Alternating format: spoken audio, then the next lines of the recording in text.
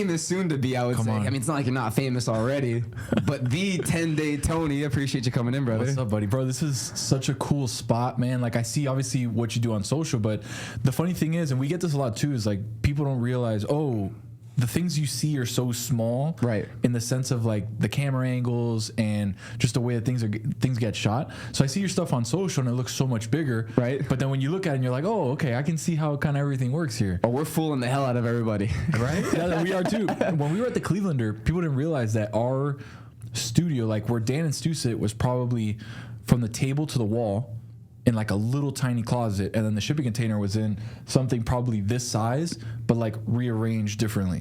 So it's a very small space, but yeah, people always think that it's huge and they would walk in and be like, oh wow, like this is tiny. But that was almost intended though, right? Because they went to like the big studio at one point at the Clevelander, right? And then they kind of sized back down just for like the aspects of the show, the chemistry. Yeah, I think it was Dan's preference to like be able to have everybody kind of in the same room, like as people's characters grew. Billy, Chris, Roy, at that point Charlie Hume was inside the shipping container too. This was early days, like back on Fusion. There was like a divide because Mike was sitting out with everybody in the front, kind of. That's where we called the HQ studio, so that's where they would film Highly Questionable. It was literally the same place. They would replace all of the stuff with the HQ set, and that's where it would be done. So it was an interesting time for a little bit, but then they moved back to having everybody in the same spot. So how did you get involved with the Dan Le Batard universe? So I've always been a fan of the show. Like I remember listening to the show as a kid and being like, damn, if I could talk for a living about sports, like that'd be pretty cool. And obviously as an athlete, you always think you're going to end up at a place that either professional or somewhere in those ranks of like making it in sports. And then what did that look like for you? Because you grew up in Miami, right? Born and raised. Basketball route was what you chose. Yeah. Excelled in. How far did you get? I got to JUCO. I ended up, so I had meniscus surgery my senior year in my right knee, which cost me half the season. Then I went JUCO, and then I ended up tearing my 3 ligaments in my ankle. So it got to a point where I had been playing hoops so much from as a little kid to that point where you're playing basically all year round, right? I just got burnt out. And especially like back-to-back injuries and back-to-back years, it was just like really tough for me mentally to overcome. But I still played to this day. Like it got to a point where I was like, I don't want to play in college anymore. I just want to have like the regular college experience, which I did.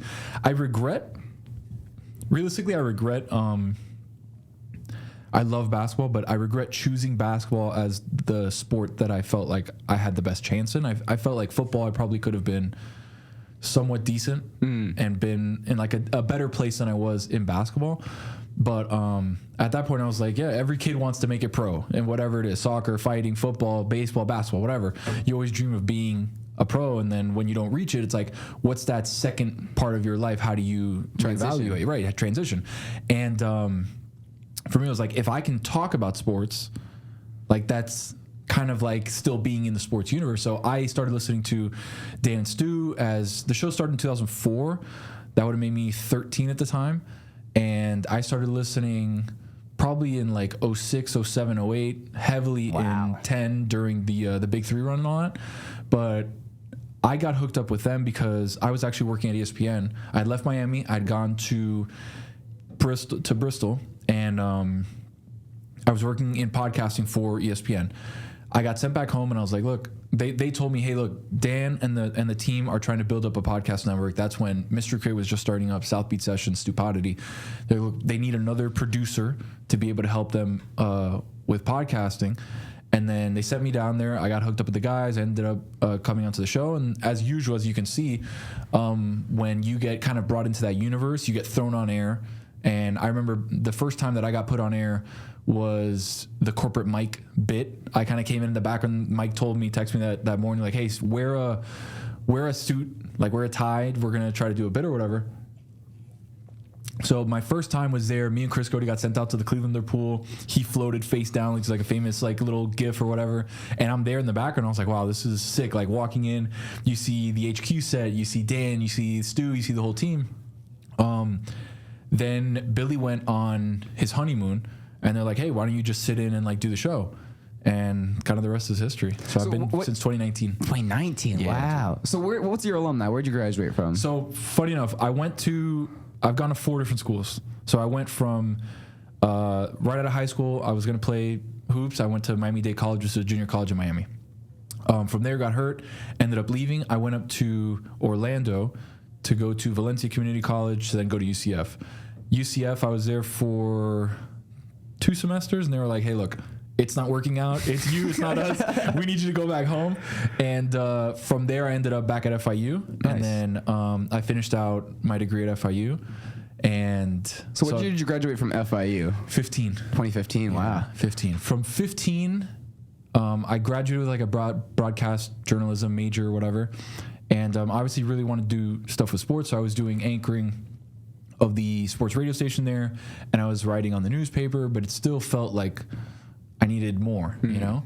And if you would have told me from 15 to 19 in 4 years just after that I'd be on the Batard show, I'd be like, nah, no way. Like, that's impossible. And 4 years later, dude, I was there, worked at ESPN, worked for the show, like, have met, dude, people that I never dreamed of meeting in the 9 years that I've been working since I graduated. It's crazy. So what was the job that took you to Bristol, though, out of college? So I was working at a local radio station in Miami, and this was when ESPN was having big time layoffs, so they laid off a ton of people. And this was in 2016, 2017 when they started doing some pretty big layoffs. And funny enough, I had been applying to like different jobs because, you know, it's hard to find media jobs. Like, I feel like now is different because we have outlets, podcasting, video, YouTube, IG, TikTok, where you can kind of create your own following and create your own thing. Like, dude, YouTube was still kind of popping, but it wasn't to the extent, at least with digital content, that we are now. But like 14, 15, it was still trying to catch, and you still had to do the traditional medium, right? Radio, newspaper, whatever. So I was working as a producer at, even before that, dude, I was working as a promotions assistant at 790 The Ticket. So the original station Dan and Stu were on. I was a promotions assistant, which means, hey, the station sold like a car dealership sponsorship. You have to go put up a tent and like give away T-shirts at the car dealership for the next 4 hours. But that was my foot in the door. So from there, after like 6 months of being like a promotions person, which was, bro, brutal. Like, imagine the Miami summer, like, sitting at a car dealership under a tent, like giving people T-shirts, like giving people little like drinks like this, like, hey, we sold the sponsorship for F3. Can you like go give them out? But it was my foot in the door. So from there, I got a producer job at 560, which is the rival station.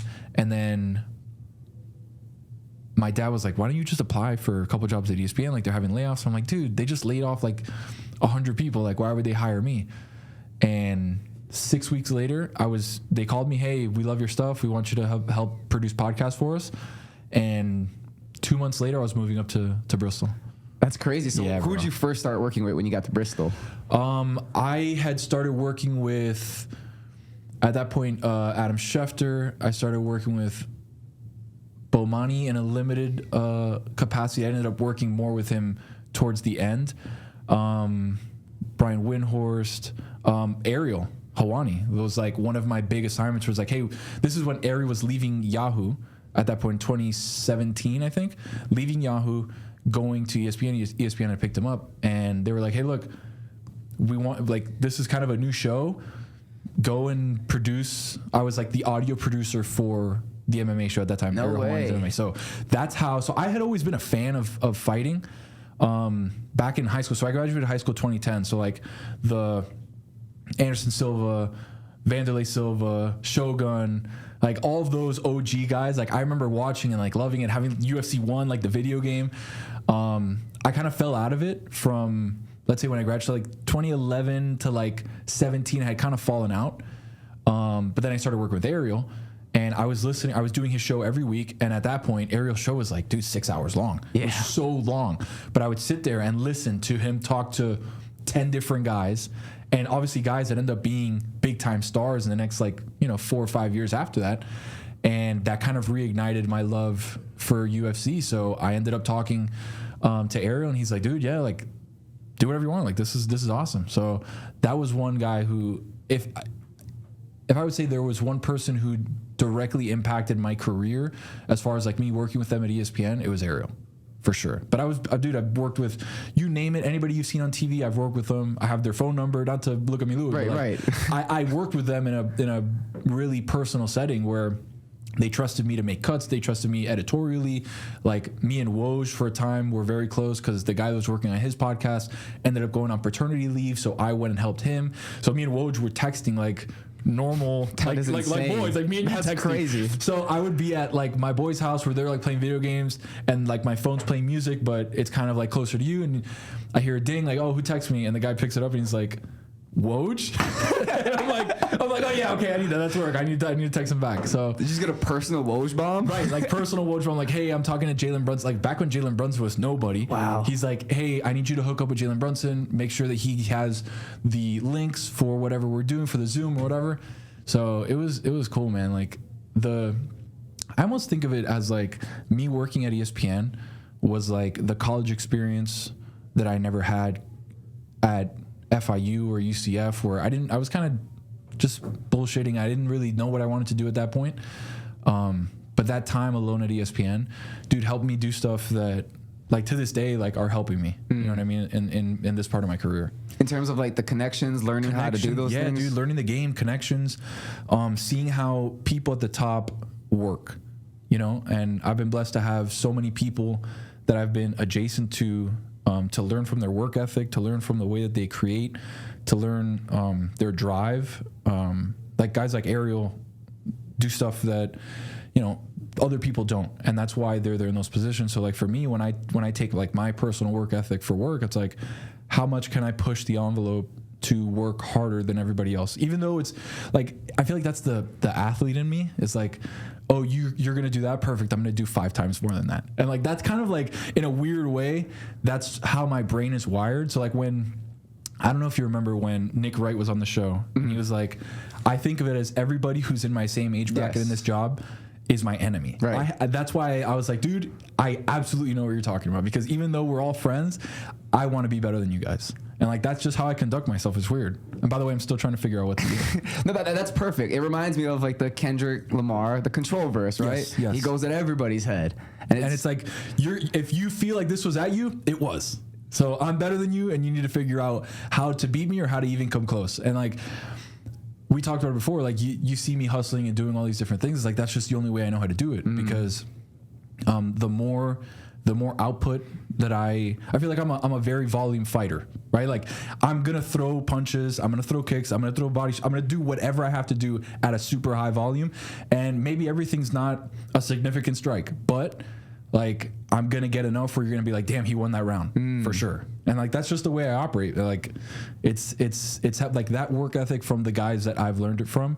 I feel like just has really helped me put stuff together. Yeah, and you can really see it though, because a lot of people don't have really that confidence to be the star of the show and to really run the show and push it forward. So like to see you have that confidence, it's hard to do when you haven't seen somebody else do it up close, right? Right. And I feel like when you look around, and I mean this medium, this industry is tough, man. Like, you know it, like you're in it, you know. And when there's so many people, so many voices, so many distractions, so much comparison of, oh, this guy's got a better studio, this person talks better than I do, this person has a better vocabulary, this person cares about things that I don't really care about, but they're getting play because other people care about it. You know what I mean?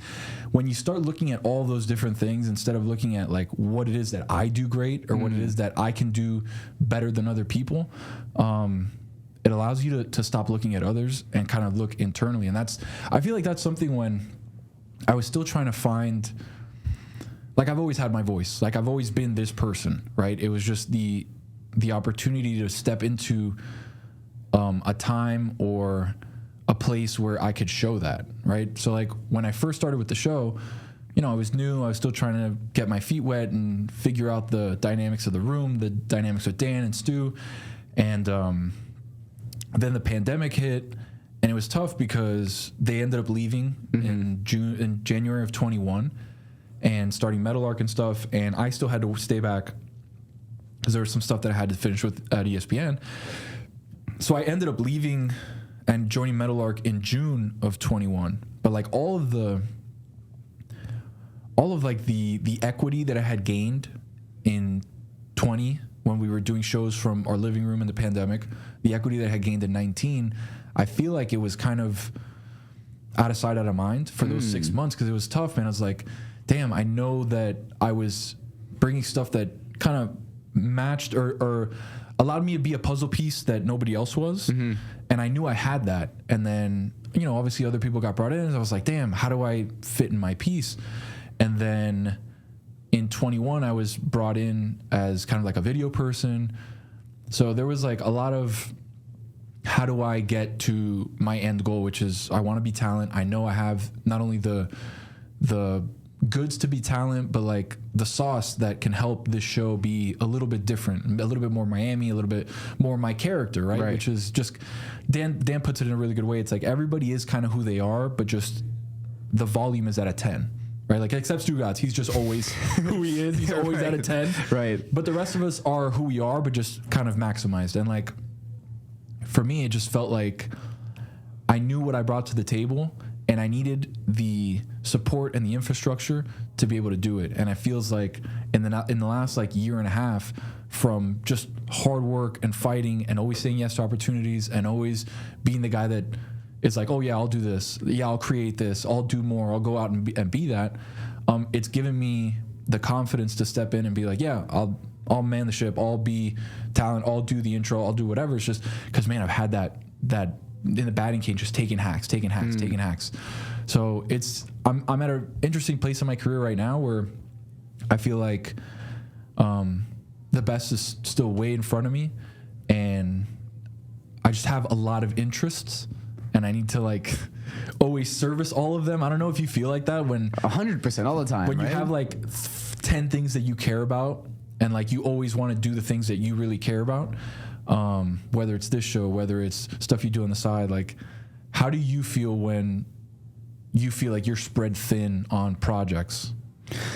I almost feel like I'm so far behind, and how am I going to catch up to these guys? Hold on. Why do you feel like you're far behind? Well, one, just not being properly educated or going through the media field, for example, through college. I didn't end up going through that. Can I tell you something? Yeah. It doesn't matter. Really? It does not matter, because the shit that I learned there is for stuff that would have been great in 2000, right? Not now, because the stuff that I learned, at least, and even we look back, it's 2024, so we're talking about 9 years ago when I graduated, which is crazy. But like, even in those 9 years, we've had such a exponential learning like increase in those 9 years that you don't need to be properly trained in school. You know, like that doesn't matter. Like, what you're doing here is more experience and is more of a learning curve than what you would learn at a school. 100%. So like, don't even worry about like, oh, I'm late to the party. Like, I don't feel like I belong because other dudes wrote papers and shit. Like, that does not matter. Like, what you're doing here is more than what people outside of here are doing. I guess it's because I jumped in so late. I'm 27 now. I jumped in at 25. And those people, even if they, if you take out those years of college, they still had another 4 or 5 years or so in the space where I was spending it selling cars, trying to make a bag, trying to make some money, right? And the late transition, those years of connections that they've made from the beginning, not having any direct connections in with a network or with anyone like that. So building from scratch has made me feel like I'm coming from behind. Dude, but that's like, this is yours. Right. You get me? Like, yes. When you belong to a mainstream media outlet, like, your thoughts are theirs. You know what I mean? Like, you own this. Like, you own Still Friends. Like, the creative vision, the direction that you tailor the show is your thing. And like, again, is it tomorrow we're gonna make a bag? No, but I still feel that way, right? Like, you see me do all these things, and I'm still like, damn, like, I need to make a bag. You know what I mean? So it's like that'll never go away, right? I feel like Rogan's probably not a good idea, a good example, but like, even dudes that you see like that you point at and you're like, man, I'm so far away from where that guy is. He was in the same exact place, and yeah, it might have been 7 years ago. But the medium is basically brand new. Like, we are the forefront, the pioneers of a medium that is still being created, right? Like Joe is a good example of, he started podcasting 15 years ago, right? But then look at the benefits, look at the rewards of doing shows for free, doing shows when nobody you think is watching, doing shows that you're putting out there and like might as well just like be in the ether. Nobody's ever heard them, right? But the fact that you do them, and you can do shows like this where me and you can talk for an hour and like you learn one piece of information that you can put in the back of your mind and be like, damn, what Tony said, I can use that to springboard me thought-wise, creatively with my show, like anything. You just start picking stuff from that. Like that's why I love interview pods, because you can hear something that maybe somebody else passes over and you're like, no, wait, damn, that was it. That was the one thing I needed to make sure that I can do this better, or I can be a better host, or I can be a better interviewer.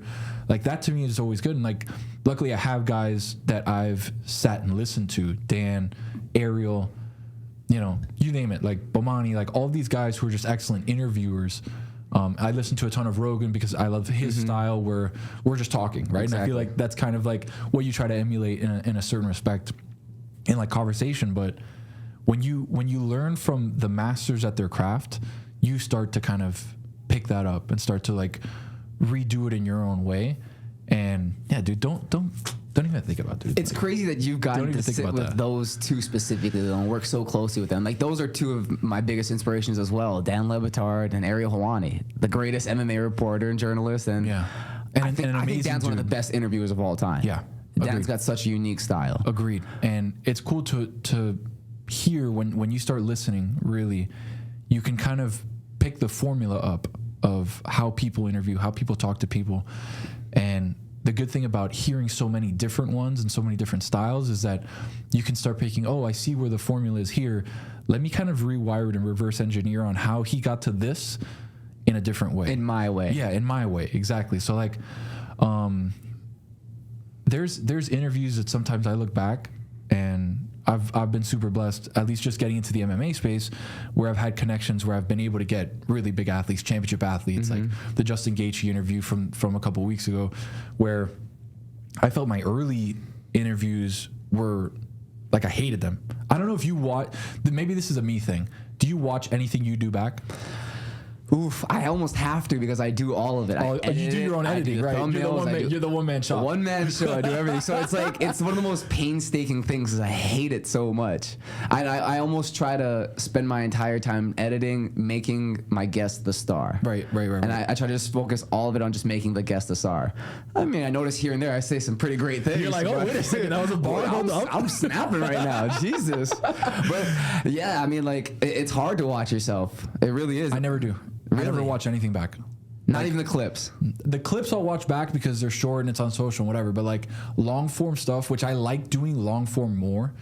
Like I love doing pods like these where it's just sit down, me and you. We're gonna talk for an hour. We can go here, we can go there, we can talk about whatever. I like that stuff, but I'll never watch it back. So like you'll send me this and I'll be like, I'll retweet it, I'll repost it, I'll show you love, I'll put everything, but I won't watch the whole thing. And I feel like that's a me thing more than anything, just because when I had to edit my own stuff, it just I'm a very nitpicky person with my own things. Like, why did I say that? Why did I double up on that word? Why did I stutter there? So whenever I have to edit my own stuff, I'm just like, I hate it. Yep. But that's part of the learning curve, right? Is like how to better yourself. And the only way to do that is by listening and figuring out where it is that you can kind of cut filler words or not say repetitive things. So if I look back at some of my interviews that I've had with fighters, I'd say probably from the first year of MMA Hangout, where I would talk to Aljo before he became champ, Sugar before he became champ. Trying to think of some of the early ones. Rose. I get mistaken for her a lot. Dude, it's the worst. Sean Strickland started it all, dude. He's the worst. That's incredible, dude. Now I can't look at you. I'm gonna have to do the show like this. How are we both wearing pink shirts? I don't know. I saw you pull up and I was like, oh man, that's great. And I mean, I had to wear represent Miami, Florida. Come on. So, that's interesting you brought up, though, with being able, obviously, I have the Capri Sun. Capri Sun, the Pacific Cooler. I want to say Pacific Cooler now. Capri Sun, dude. Pacific Cooler. Write that down. You got it. There we go. Thank Harrison, good job. Thank you. But I've actually at the when the show came to Vegas, right? And we spoke a little about interviews that you've gotten to do, and not always all the content gets to get put out. Yeah. How do you deal with that? With editorial decisions? That are above my head? Above your head, yeah. The politics that get involved, things like that. It is what it is, and like this is the way that I think of it. For whatever reason, things got cut, things didn't make it to air. That's okay, because for me, the fact that I know I did a good enough job, that I love what I did, even though I don't watch it back. That doesn't mean I don't love it. It gave me ammunition. It gave me the experience to do better on the next one. So like when things get cut, when politics play out, and hey, we can't play things because whatever, it is what it is. It's like, okay, fine. Like I'm just, that's the competitive athlete thing where like next time you're not going to say that because I'm going to do a kick-ass job. And for me, like at least to this point in my very short MMA content career, let's say from, I think our first MMA hangout, which is just literally just a live watch along for the pay-per-views. It was March. It was the Colby George fight. So that would have been March of 22. I don't remember the number right now. 273, somewhere in that neighborhood. Somewhere around there, yeah. 276 was the summer. That's why. So 272, 273, somewhere around there. So Colby versus George. I had been pressing like, hey, look, like I think this is something that can benefit not only the company, but the content. I feel like nobody's in the MMA space right now. We could do it differently. We're not going to do it, as X's and O's. Even though as I've learned and I've talked to people and I've watched the game from a different perspective now instead of a fan, like technically how do things work? Doing a couple of jiu-jitsu classes and being like, oh that's a Kimura. Okay, perfect. Like I get it now, whatever, like that's a Darce choke. But learning the game I pitch it to him as this is just a hangout. Like you and your boys, big fight, you order pizza, have a couple beers, and you're just hanging out talking shit during the fights. I wanted to do it, and it took me a while until I finally got the green light of like, okay, fine, like do it. And that happened in March of 22. So even in that time, dude, it was like talking about how do you feel when things you feel are good don't get put on. I felt like this was a good idea from the jump. And, for whatever reason, like it took a little longer. And from that moment, I was like, oh, perfect. Like, boom, here it is. And it's tough when it's your baby, it's your project, and you have to show up night in, night out. When the card is great, when you're at 300, or when you're at 301. You know what I mean? Even though 301 ended up being pretty fire. Pretty good, yeah. But like that fight card, you're like, ugh, you're looking around and being like, this is okay. This is a tough one. Yeah, but I mean, promoting the card is hard to do. Exactly. But when times are good or when times are bad, you have to know that your discipline is, I'm going to do this if nobody watches, or I'm going to do this if 25,000 people are watching. And like that to me is how I've built that show in specific, but how I kind of take all of my content. Like this is my mission, is to do this. If you watch, if you don't watch, that's okay. That's still my mission. I get it out. I do it. And from all those interviews, from all those MMA hangouts, I feel like in that short time, in the last 2 years or whatever, it really culminated in this Justin Gaethje interview, because I had really never had. I've talked to, championship fighters, a ton, Michael Chandler, Juliana Pena, like you name it, I've talked to him. And this Gaethje thing kind of fell out of the sky. It was an OnlyFans like request, so I was like, okay. I had Cyborg via OnlyFans, and I had somebody else via OnlyFans. I don't remember right now, but they had done the request the week before the fight, and they're like, hey, look, Justin's not going to do media. He's going to kind of focus in, whatever. Let's do it post fight. And I was like, yeah, cool, no worries. Then what happens? And then I'm like, there's no way he's going to do media after getting knocked out like that. And like a week after, especially for OnlyFans, like, you know, whatever. So his rep hits me up. Hey, like Justin wants to do it. I'm like, okay, perfect. Call my guy. I'm like, yo, we have to do Gaethje today. Like, let's go. My buddy Lewis, who does the MMA Hangout with me, and he's like, are you serious, dude? I'm like, yes, right now. Like, let's go. And dude, that ended up doing like 85K on YouTube, which was by far huge. One of the biggest, show like numbers for shows on our channel. It got picked up by MMA Fighting, MMA Junkie, got picked up by a bunch of different places, and each one of those had like 1 million impressions on Twitter, X, whatever.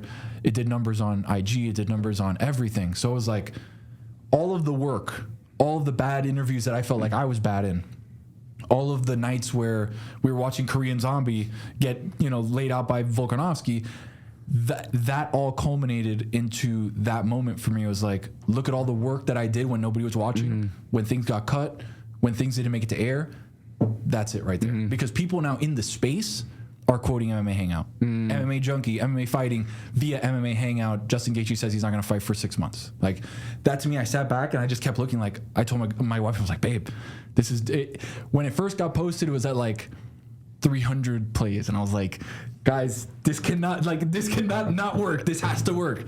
And then it would jump. So it hit like on a Friday and went from like 1,000, 2,000, 5,000, 7,000. Then it started hitting all the sites, dude, and just it went off. So like for me, that's my proudest moment, at least as a content creator. From all the stuff that you've seen me do, that to me was like, it was like the opening of, look, you did all the work when nobody was watching. Now look at all the people watching, you know? And like that to me was like a really, really cool moment for me. And you were great in the interview, so comfortable. I didn't watch it back. Really? I don't know. That's right. I had my buddy Lewis, my producer for MMA Hangout. I had him edit it, and I was like, tell me if I was good or not. I don't know. I blacked out. Like, and he's kind of becoming a star himself, right? Yeah. Lewis and I that's like my brother. He's one of my closest friends. We're going to Mexico together. Him, his wife, me, my wife, like we're all going together. So he's one of my best friends, and he's such an excellent video producer. He knows what I like. I know what he likes. We just work really well together, and he's been, you know, kind of the secret sauce behind MMA Hangout in the sense of like, you always need that friend in your corner, that co-host, that person who believes in you, and he believes in me. He's like, dude, you're Dan, you're Colin Cowherd, you're Joe Rogan, like it's you, dude. And I'm like, you know what? Yes, I am, dude. You're right. You're absolutely right. So that gives me the confidence, and like you see the bravado, you see the ability for me to stand up and be like, yeah, I'm the guy. I'll do this, I'll do that, whatever. But I don't know how you take it sometimes, where it comes from a place of, do I deserve this? Am I good enough for this? If I get on stage, or if I get to a place where I get notoriety, will I stand on business? Will people know that I'm legit? Or will they be like, oh no, he's a fraud, he's this or he's that? Like, do you feel like that's something that you struggle with in your like area right now? All the time. Yeah? Why? You never know unless you do it either, though, right? And if it's my first time being there, I mean, I believed I could do it since watching Dan when I was in high school. This is perfect for me. If I could get into this after sports, I'd be great for this. My sensibilities, my level of empathy, my level of interest, and my curiosity, I'd be great at this. But I wouldn't know unless I ever done it. And never going through that traditional route. I did a little bit of radio in college, but then I tore my knee, got caught selling drugs, and then I had to leave North Dakota. But that's neither here nor there. Statute of limitations closed on that, by the way. They actually gave me a letter with a check, said not all the cash found could be related to the paraphernalia. Excellent. So I got out lucky. But just coming from behind, like we talked about earlier, just a lot of insecurities in that area where I never know if I'm really that guy until I do it. So a lot of times I'm almost talking a big game because I believe in myself in that way.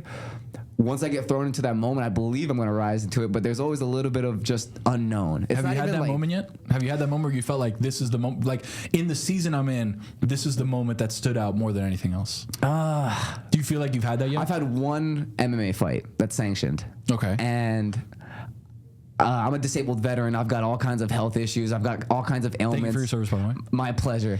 And I just caught it. But that entire process of like not being able to make it through my fight camp, so I wasn't able to grapple after like 3 weeks, and then the fight kept getting pushed back. So a 6-month fight camp where most of the time I'm just jogging and hitting a punching bag. I don't really have any type of sparring getting into that point, so just knowing that I had the guts still to go in there. The weight cut was horrible. I had past kidney stones an hour before actually weighing in. Damn. Had to hide that, still got into the fight, and then barely lost the decision. I went through a war, but even stepping into the cage, I remember thinking, I probably don't belong in here right now. I didn't get to train. I'm not at my peak level of fitness, and I have kidney stones. Like, my kidneys are about to shut down. I need to get out of here. I'm dehydrated. I passed the stone. And just a lot of doubt, but after you get through something like that, it's, what can I not do? Yeah. So it just kind of reinforces that confidence that I have in things that I haven't done yet, but there's still just that I need to do it so I know for myself. And dude, getting through hard things is the difference between people that win and people that think they're winning. Because people that think they're winning kind of skirt through hard things and then it'll be like, oh no, yeah, like I did it. But like people that go through hard shit and they come out on the other side, those are the people that win. You know what I mean? Like, and I've had troubles, as you said, health troubles. Like I've had my own health troubles where, I'm a 2-time cancer survivor. I didn't know that. Yeah. So that's what actually took me from Connecticut back to Miami. So the first time I was 5 years old, I had stage 4 Hodgkin's lymphoma. Wow. Was not good. Had chemo. They told my parents, like, dude, nobody has stage 4 and like at this age and like really gets through it without complications, without stunted growth, without X, Y, and Z, you name your thing. And came out 6'4", 230, like unit. And I've just been so blessed throughout that time. When I'm working at ESPN, I ended up finding like a lump underneath one of my arms, and I was like, damn, this is kind of weird. So I called back home, obviously being very intuitive with my body because of stuff that I've gone through previously. And called up my wife, my girlfriend at the time, now wife, called my mom, and I was like, hey, this doesn't feel right. I know obviously with my history, like we should probably get it checked out or whatever. And that was in October of 2018.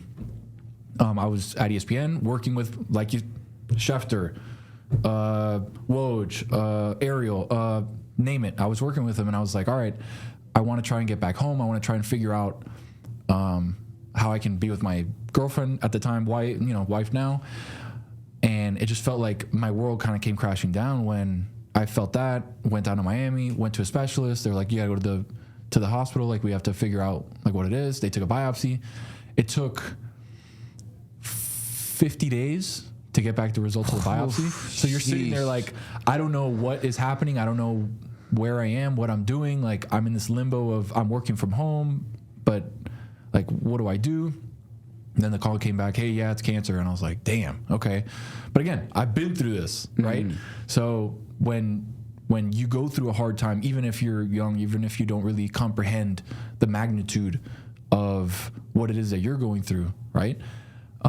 You know that, hey, I've done this, I can do it again. So I'm a very cool, calm, collected guy. Like, I'm very even keel. I don't get super high. I don't get super low.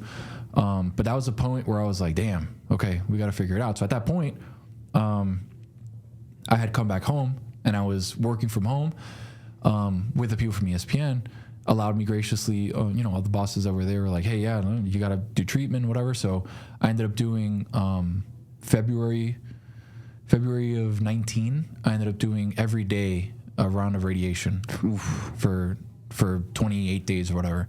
Ended up being, thank God, completely cancer free and stuff. But if I wouldn't have gone through, look at the timing of this, ESPN, doing from the outside what everybody wants to do, working with the biggest people, doing all these different things, internally not being happy. Because I want to be back home. I want to be with my people, with my family, my friends, born and raised in Miami. I had never been outside of the state of Florida from a living perspective. And in Connecticut, like, damn, what do I do? Then this hits me. But as I'm finishing the radiation cycle in 2019, in February, 3 months later, I got a call from ESPN saying the Batard show needs help. Wow. And then that's kind of where everything took off. So it's like, I've been through hard shit. Like, I know what it is to wake up and be like, I hope this works. I hope radiation works. I hope that I'm good. You know what I mean? Like, is it the second time? Like, is it cyclical? Is something else brewing? Like, it's a very vulnerable state where everybody thinks that you have life figured out, and then they see you go through something like that. And again, 6'4", 230, like strong guy. Like how him, you know? But thank God everything worked out, dude. And all to say, like you said, you've battled health stuff, you know, wounded veteran. Like that stuff makes you who you are more so than what it is you do from a work standpoint or an industry standpoint. Like the moment I step on a stage or do an interview or talk to whomever in an interview setting or whatever, like I look back on my life and be like, dude, I've done way harder shit than this. Justin Gaethje, like big thing. I get nervous. I get the butterflies of like, all right, I got to do good. Like on the show every day, I'm like, all right, I got to do what I got to do. Still to this day, absolutely. Wow. Like every day I walk in, I'm like deep breathing. I'm like, I need to do like the best that I can. Cause like, that's just the way I am. But like, I know in the back of my mind, I've done, and I've gone through way harder shit than what this is. So like, this is easy. You know what I mean? Like interviewing, talking about sports, making jokes, doing videos with my shirt off. Like that's easy stuff. Like the hard stuff I've already been through. So that's crazy. I never know you went through stuff like that. It's insane. Yeah. You never put it out there or anything like that either. I've mentioned it a couple times, and very like key, like, you know, not key, but like very, it's not private because everything is recorded. It's not private, but in moments that people need to hear that, I'll say it. But like, that's not something that I go around saying to everybody and anybody and everybody, because it's a very personal thing. You know what I mean? And it's something that, in the hands of the wrong person, information like that, I feel like can make somebody look at you differently, or can make, you know, just kind of put like a weird energy between people. So like, I only say it to help people that are going through stuff like that, to be like, look, I've done it twice. You see me, like, I'm totally healthy. I do everything I want to do. I have no limits whatsoever. But like, if you're going through this, you can make it through, you know? And like, that's always kind of when I bring it out, because yeah, I'm a private guy. So I don't usually go off and say all that kind of stuff, but sometimes people need to hear it. They definitely do. I need to get your opinion on it, because I did have a lot of scripted questions. But go. The beautiful thing about it is we don't ever have to follow them, right? Exactly. Is Nikola Jokic the best basketball player of all time? Of all time?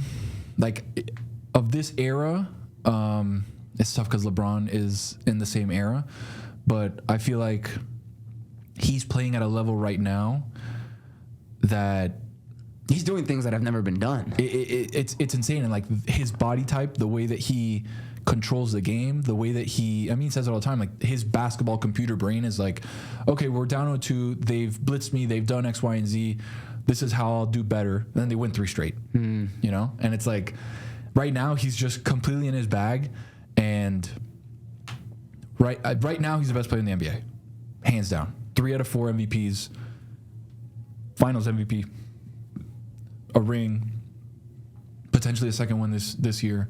Like, nobody's better than him right now. And I love Anthony Edwards, but he's still young. Yeah, he's still developing, he's right? 22, dude. Like, right. Oh, I forgot about that. He's incredible, but yeah, Jokic right now is for sure the best player in the world. And you can drop. I feel like you could drop him in any era. I don't think he's the best all time. I keep seeing it online.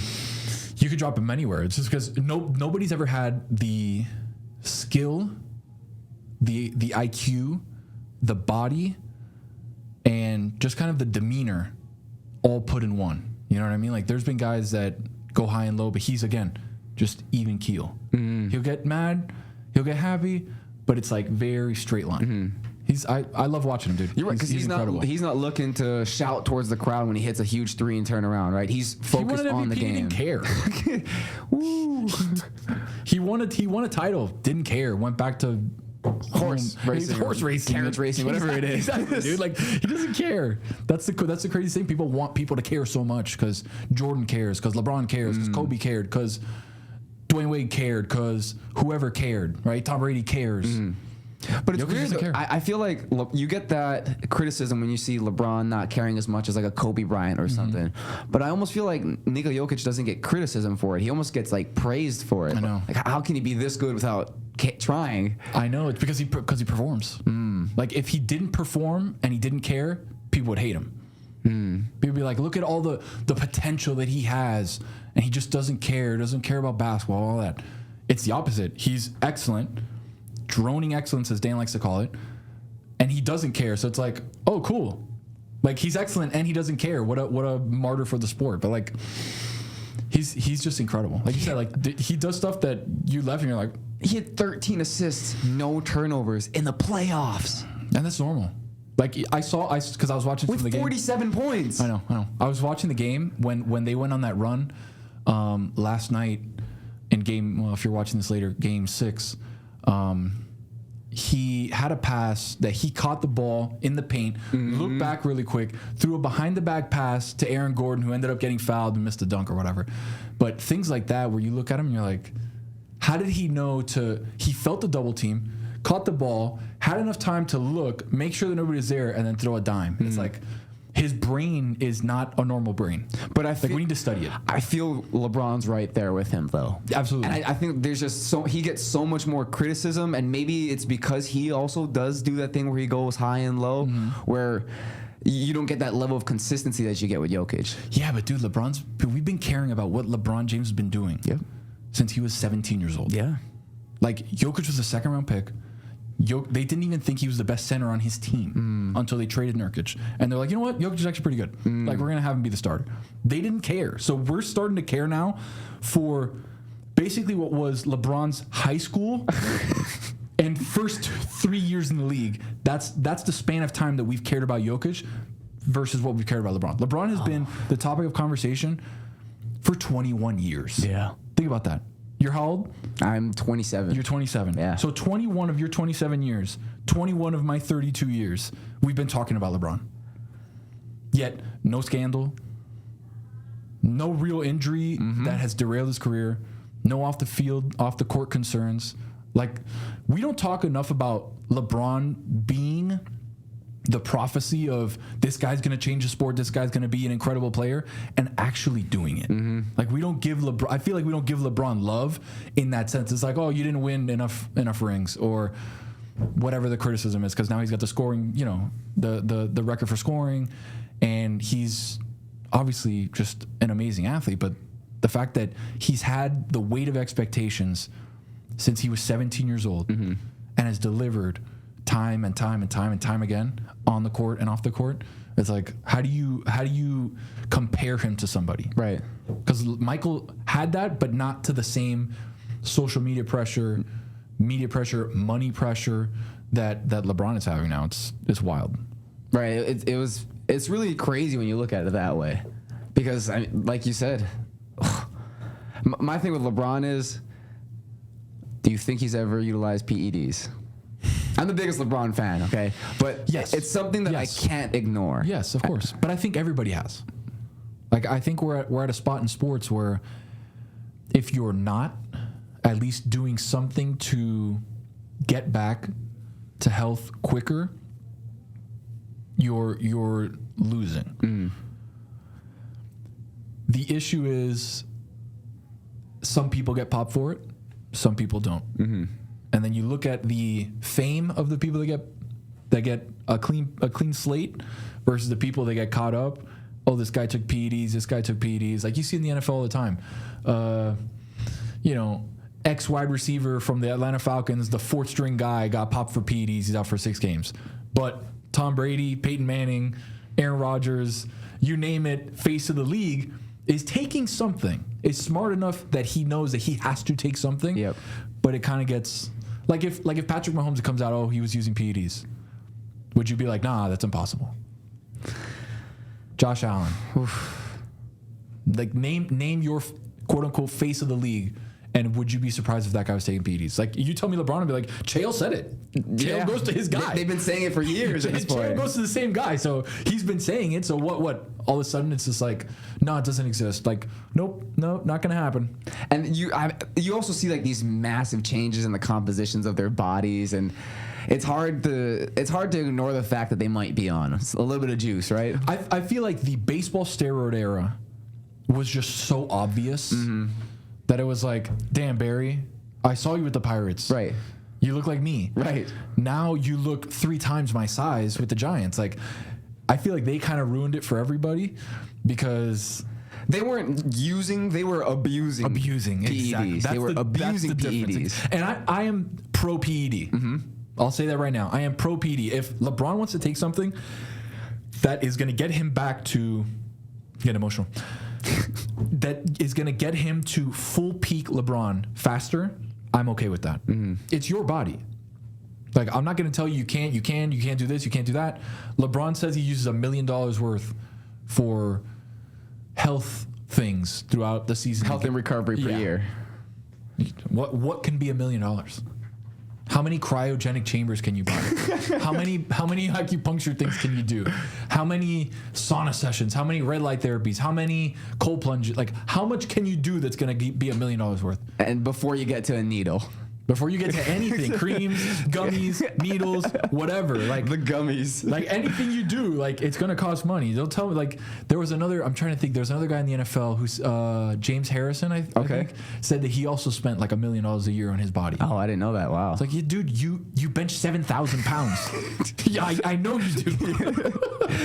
Since we're on the Bron topic, do you think the Lakers draft Bronny to keep LeBron James? Even though, again, if you're listening to this later, Bronny had a decent night at the combine game. We went 4 for 4 in 19 minutes or whatever. Ended up having like a couple of floaters that were decent.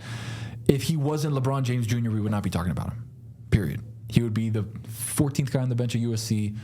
Good player and good enough to play D1. Good enough to start at a small school, but enough to be drafted by an NBA team over guys that are legit, who are double-digit scorers in college hoops, guys who are legit guys from Europe or from the G League. If he wasn't LeBron James Jr., he'd be a nice piece on a G League team somewhere. But why is he not better? I mean, he's not the tallest, right? He's 6'1". He's incredibly hard. It's 40-something inch vertical. He can shoot. He can play defense. Again, great. He could be a great athlete. But the fact is, like, you're always forever in the shadow of one of the greatest players of all time. Right? So down in Miami, I played against Tim Hardaway Jr. Again, living in the shadow of a guy who played in that city, who was a very good point guard, a very good NBA player. How do you carve your own identity? How do you carve your own lane in the basketball space? Timmy Jr. ended up being 6'5", where Timmy Sr. was 6 foot, right? I played against Timmy when we were in 8th grade, all the way up till when we were seniors when he ended up leaving for Michigan. And I remember seeing him go from summer to summer to summer to summer, where I was like, damn, he took a massive leap. But again, I've had this conversation on the show. I was like, when you have access to the best trainers, to pro-level trainers, pro-level nutritionists, pro-level drill coaches, pro-level stuff, because your dad is that, the chances of you being in that world go dramatically higher than a kid from Kendall who's some Cuban kid who's 6'4", kind of a tweener, out of position, can shoot, but like isn't super fast, but is missing some pieces in you know, height and whatever. Like, I would have never been that. But the fact that he had access to that alongside with the genetics he was born with of having a athlete, you know, father like that, it just takes you to another level. And like LeBron James Jr., Bronny, can get to a very high level if he wasn't LeBron James Jr. Right? Like if his name was Chris Johnson, like it would be a success that he's in the place that he's at, right? Because how many of us wish that we could play at USC? How many of us wish that we get a combine offer to go, you know, show our skills at an NBA combine, to have Steve Ballmer and Brad Stevens watching you play basketball? Like, if it was anybody else, it would be a success. And now it's not. It's just purely based on last name. So do you think if Bronny does make it to the league, he gets drafted, he gets his shot, not on the G League, but on an NBA roster, does he? What's his potential? What's his max?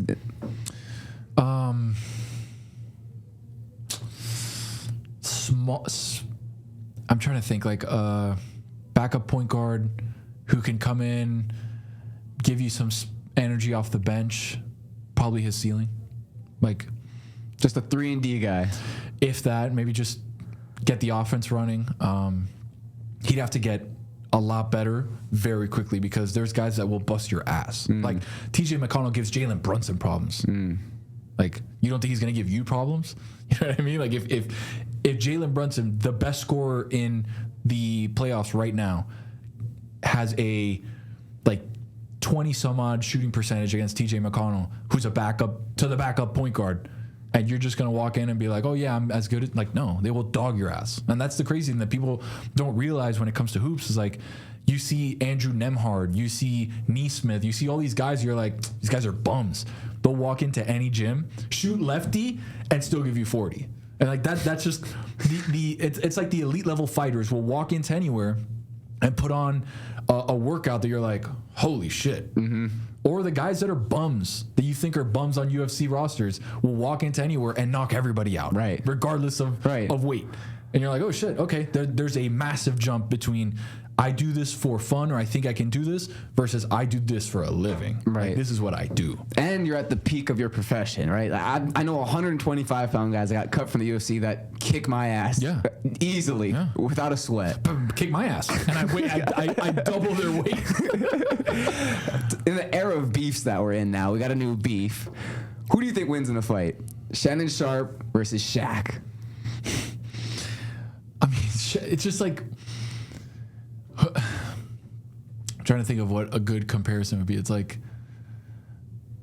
Because they're going at it. No, I know. They're talking some mean shit. I know. It's just Shaq is a massive human being. Huge. Have you seen him in person? Yes. Shook his hand. He's it is massive. Insane. And Shannon is a big dude, but for big, like, for normal guy standards.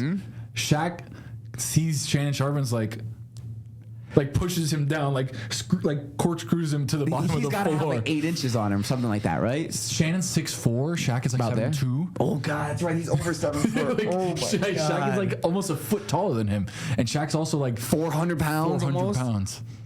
An uppercut from Shaq will, like, you know when you go to the carnival games and then you try to hit the thing and it like dings up. Shannon Sharpe's head would be like bing, reverberate around the world. No, you think Shannon has no chance? No, I take Shaq. Not even a question. No, I take Shaq. He's just too big, dude. It's like Brock Lesnar versus, pick a 125er. Like, it's just, he's too big. He's too big. I think the crazy thing about it is we could genuinely see that happen. If you gave both of them $20 million on Netflix, that could happen in this day and age. I mean, you took Tyson out of retirement. Yeah, like, that's another one I wanted to ask you about. Jake Paul versus Mike Tyson. Who wins that fight? I think Jake does. I think Jake does. Like, there's no way that Mike is going to have the stamina to go. What is it? 12 rounds? Think it's 8 rounds. They're 2-minute rounds. Okay. Darren Till also on that card, by the way. Making his pro debut. Yeah, that'll be fun. Jake is, and I defer to you because you watch and you study, fighting in a way that I am starting to. But, like, Jake has become a legitimate boxer. Like, I think that the training, I think that the fighting, the sparring has sharpened him to a sense where it's like, it used to be a gimmick when he was fighting Nate Robinson and knocking him out in 30 seconds versus now he's fighting Mike Tyson. And I feel like he can not only hang, he can win. Massive age gap, 30 years. But I believe in Jake Paul. Is that crazy? Is that crazy to believe in Jake Paul? The way you said it is perfect. When he fought Nate Robinson, he was a guy with a right hand. Now he's a low-level pro. And my thinking is he's going to smash and walk through Mike Tyson. Yeah. But the closer we get to the fight, the more I see Mike on the pad. Like, I'm the guy that's saying they're cutting it up every 3 seconds. Like, I know you're fucking with the editing on this. Right. But the closer and closer we get to it, and the more I think about modern medicine, maybe my whole Tyson's thing is, taking something. how is this guy putting in the road work? How is he working on his cardio? Is he actually going through sparring rounds? Because I haven't ever seen him in headgear or sparring anybody. Right. I've only seen him hitting mitts, so I don't know if he's moving with anybody. I don't know if he's taking any shots to the head, if he even can anymore. I was gonna say, you got to put him on ice as long as possible, right, Mike? Like, there's no way that you can have him sparring 6 weeks out, 10 weeks out. I don't know what sauce he's on. I don't, and that's the one thing that, like, is making me actually reconsider Mike possibly winning this fight. Is that they put him on the Joe Biden cocktail? And yes. All of a sudden it's like, monster Mike Tyson again. Like, I don't know. And that's tough for me, man. That's so tough because he, again, legend, right hand that can knock anybody out. But when you're that old and you've been through that many wars and you've been through that much mileage, the cardio is a problem. The chin, when was his chin tested last? 2001, 2002. Like when Jake Paul was born? Like, I don't know. Oh my gosh, that's I don't crazy. know. That is crazy. He might have been born before that. I don't know. My brother was born in 2000. That's why I'm trying to do the math. I think Jake was probably born in the mid 90s. Yeah, like 96 maybe or something. Yeah, I think he's probably your age, like 27, right 28. around there. But dude, it's gonna be very fun. I think chances are we may be going to the fight. So I might be in the building for Paul versus Tyson. That'd be awesome. So TBD on that. But it's a spectacle. Giving me faith that he actually will lose. I think he's doing it for the bag. And then he walked out for their press conference, and he was wearing a Demopolis Law shirt. It's a local lawyer here in town. He's one of the biggest. I saw the billboard for it. There you go. So it made me remember, like, oh, this is just for the bag. He's gonna get knocked out, dude. They're giving both guys, like, I think it was like $100 million.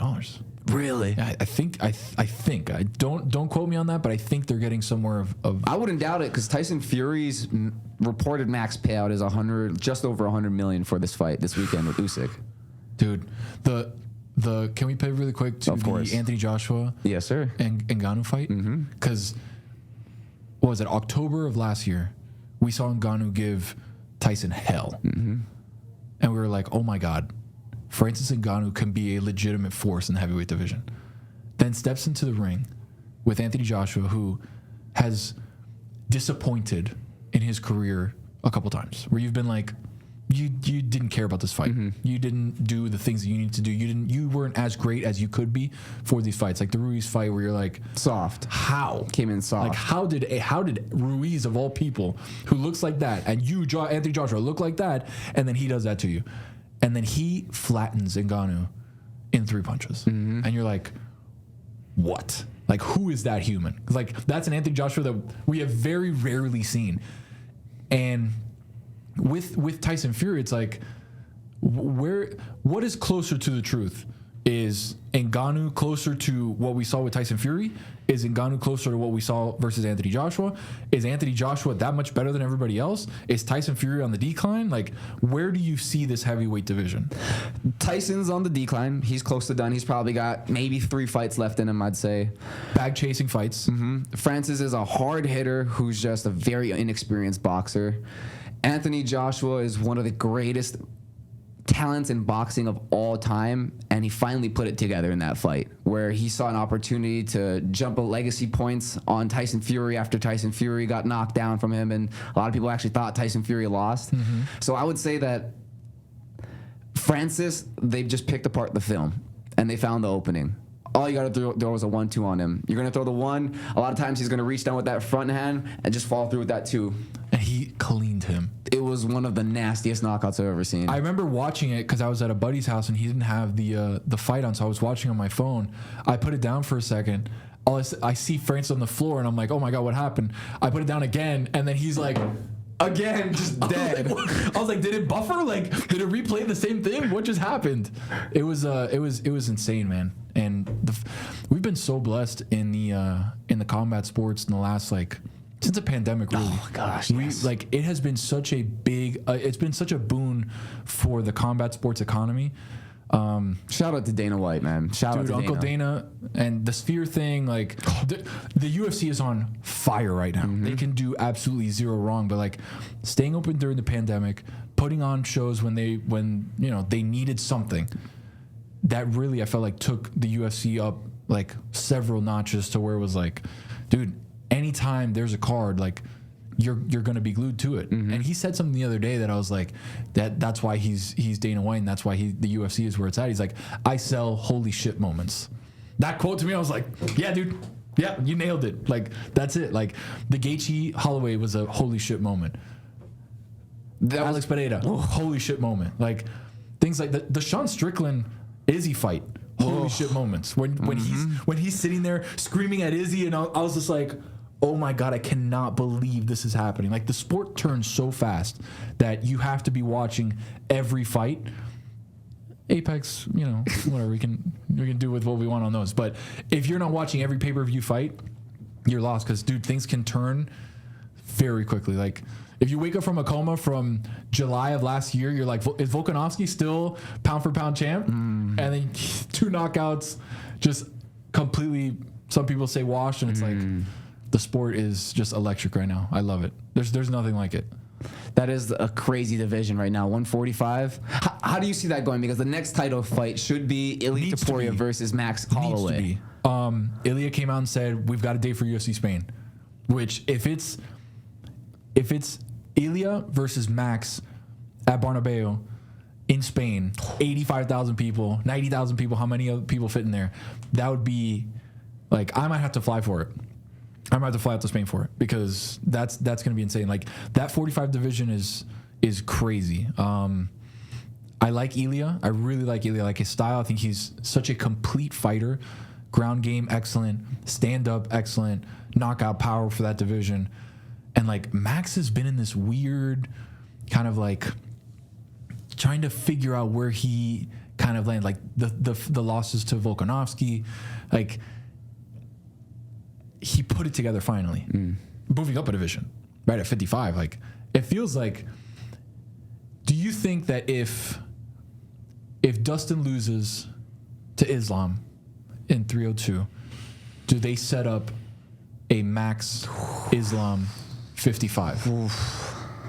Or do you do Max Dustin as kind of like the next in line? I think you have to do Max at 45 first, right? With Ilia. I think you have to do that. There's nobody else at 45 that makes sense.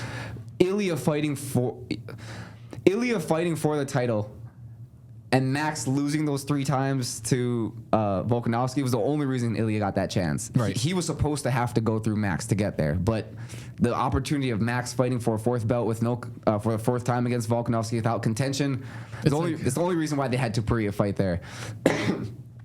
I think Max's 3 fights against Volkanovski, I believe the first 2 he won. He had those 2 knockdowns in the second one. I thought that was the most clear one that Max won. And in the third one, when he came into that fight, is either a bad weight cut or he came in with an injury. He got pieced. Yeah, he got pieced up. It just did not look like him. The entire night just didn't look like him, especially after the second fight when he started putting things together. And if you look at what Max has looked like since that fight, look at what he's done. He's Arnold Allen, when he put Arnold Allen down at the end of the fight, when he finally starts sitting on his punches, right? Almost put his lights out. What he did to Korean Zombie, putting his lights out and retiring Poor Korean him. Zombie, dude. That's the last couple fights. Volkanovski, Max, here you go. And it's like, and Volk at one point in that fight was like, guys, like, can you call it? No, okay, pop, pop, pop, pop. And it was like, damn. So yes. But like you even said, moving up in weight, Justin Gaethje's a bigger guy. Dude, Gaethje's a dog. Right? And he doesn't get knocked out. No. And he gets hit. He has a great chin. So for Max to be able to do what he did to him, obviously... And dude, Max was winning the whole fight. It wasn't like he caught Gaethje and it was like, damn, it could have gone either way. It was like, Max was dominating the fight. And I didn't want to say that to Justin, but like, I told him it was a great fight. It was a great fight. It was a great fight, but it was like very one-sided. Right? We don't get that great of a fight with anybody else but Justin Gaethje in there, and it doesn't end up 100%. being that great of a fight. I mean, Max has said stuff similar to that, but it's 100% range true. Dude, I was listening to Max was on Rogan very recently, right after the fight, right after the fight, basically, and he was talking about how Max was. He's like, dude, I watch everything. He's like a very studious guy when it comes to MMA content. And he's like, people are saying this, people are saying that. And he's like, Justin had said X, Y, and Z in an interview. And I was like, holy shit. Did Max Holloway watch my interview with Justin Gaethje? I was like, holy shit. He's like, I pay attention to low-level guys in the space all the way up. So I was like, dude, am I a low-level guy in the space? Hold up. Max, what's up, my brother? I love Max, dude. He's awesome. I think Max beats him at 45, though, and if Poirier, which is the next big pay-per-view card, right? Islam and Poirier. If Poirier loses that fight... Yeah, that'd be a heartbreaker, because wouldn't it be perfect to have Poirier win for the longevity of his career, right? I think he's had 40 pro fights. His 31st fight in the UFC, to win a title after he was interim guy, taken out, lost, come back, fought, and then finally win a belt. That would be insane. But just Islam is just so good. He's just nobody's like him right now. Do you think he has for some reason I have an odd feeling that Poirier's got a really good chance of knocking him out. If he pulls up those shorts and does his move, like I always believe that Dustin has one punch that can lay anybody out. Like we saw with BSD, where it was like I was in the building for it, and Benoit is a killer, killer dude. Like I saw him at the trying to think of what it was. It was Benoit Saint-Denis versus I want to say Matt Favola in the Garden 295 when Pereira beat. Okay. He beat Jan Blachowicz. Was that fight? Or was that Yuri? Alex beat. I think that's 295. I believe that's the Yuri fight. Yuri fight. So in that, I'm pretty sure Benoit Saint-Denis fought Matt Favola, kicked Matt Favola's head into like the 15th row of the Garden. And that was in Boston too, huh? In New York, yeah. Oh, in New York. I'm sorry. And I was like, damn, Benoit Saint-Denis is a killer. And then you see what Dustin did to him, and I was just like, okay, Dustin still got it. So like, it'd be super cool to have Dustin raise the belt, but it's just Islam right now is at another level. He's just tactically just so good, and like, I think people, I don't want to say overvaluing him because he's again pound for pound right now, but that head kick through the guard that knocked out Volkanovski, everybody was like, oh wow, okay. Like not only does Islam have, elite grappling, but now he's got knockout power with kicks. That's kind of like a different beast. Right. It's nothing like we've ever seen with even Khabib, right? He's levels above Khabib in striking. And he might not be there in terms of like the ground control and the wrestling yet, but he's not far behind at all, right? Right. Like you can be half of what Khabib is, but then have the striking that he does, and it's like, oh, wait a second, like this is a complete fighter. Right. And he's so big, he's so tall, he's so long. It's just strong, dude. He's like a strong dude. Like you can see him. He like you get into the cage and like you look across and it's like, damn, okay. Like he's a big dude. Like there's only a couple guys. So I was at UFC, I want to say 283, which was Newark last year. Okay. That was when Aljo beat Cejudo. I saw Bilal Muhammad in person, and I was like, damn, Bilal is big. He's thick. Dude, his legs are like thick. Tree trunks. Yeah. And that's when he fought Durinho. And dude just pieced him up. Durinho had fought like 3 times in those like 3 months. I want to say he fought in Brazil, the Jamal Hill versus Glover fight. Then he took the fight against George. Right. Then he took the fight against Bilal. And it was like, he had injuries going in, but I remember the leg kicks that Bilal was hitting Burns with were insane. So I had actually gotten, I guess because nobody went to the card, they had given me media, like nobody media-wise had gone to the card. They gave me media row right next to the octagon. And dude, I'm sitting behind the blue corner and I'm just watching where like from me to where the painting is, like the corner, and I see Durinho's on my side. Who else? I think it was, pull up that card. I think it was 283, I want to say, in Newark, May of last year. Dude, some really good fights. I think Yang Xiaonan was on that card too, where I was like, damn, she is good. We haven't even talked about 300, dude. Like we have so much to talk about. There's so much that's going on right now. I want to say it was 283. So 283, Gilbert fought Neil Magny, and that won. was okay. So that was January. That was Brazil. January. So this is 286 because it was right after 85 was Bones versus Cyril Gane. This had to be 86. Let me see. And it was let me see. Look up UFC 286. So I'm pretty sure that's what it was. So Justin Gaethje's on that card. That's the Justin Gaethje Rafael Fiziev card with Leon Edwards and Kamaru Usman. 86. So that was in Utah. So maybe it was 87. Let me see. 287 that's the card you're looking at. Aljo versus Cejudo? No, that's the Alex Pereira versus Adesanya card. Damn, what am I tripping, dude? You're looking for which one again? I'm looking for Newark 2023. Let me see. I'll pull up Gilbert Burns topology. 280. Let's see. That was 288. UFC 288. I was gonna get there with the number somewhere. I was gonna get there, but that was a really cool card too. Have you? How many? I've been to 2. UFC 276, my favorite. International Fight Week. It was also the fight that Max lost to Volkanovski, but man, what a great card.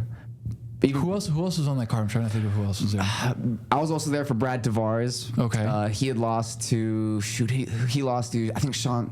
Was that Sean Strickland? No, not Sean Strickland. Who did Brad fight that night? I can't remember. Brad got pieced up by somebody. I think that's the card Sean lost to Pajeda. It was my first introduction to Alex Pajeda.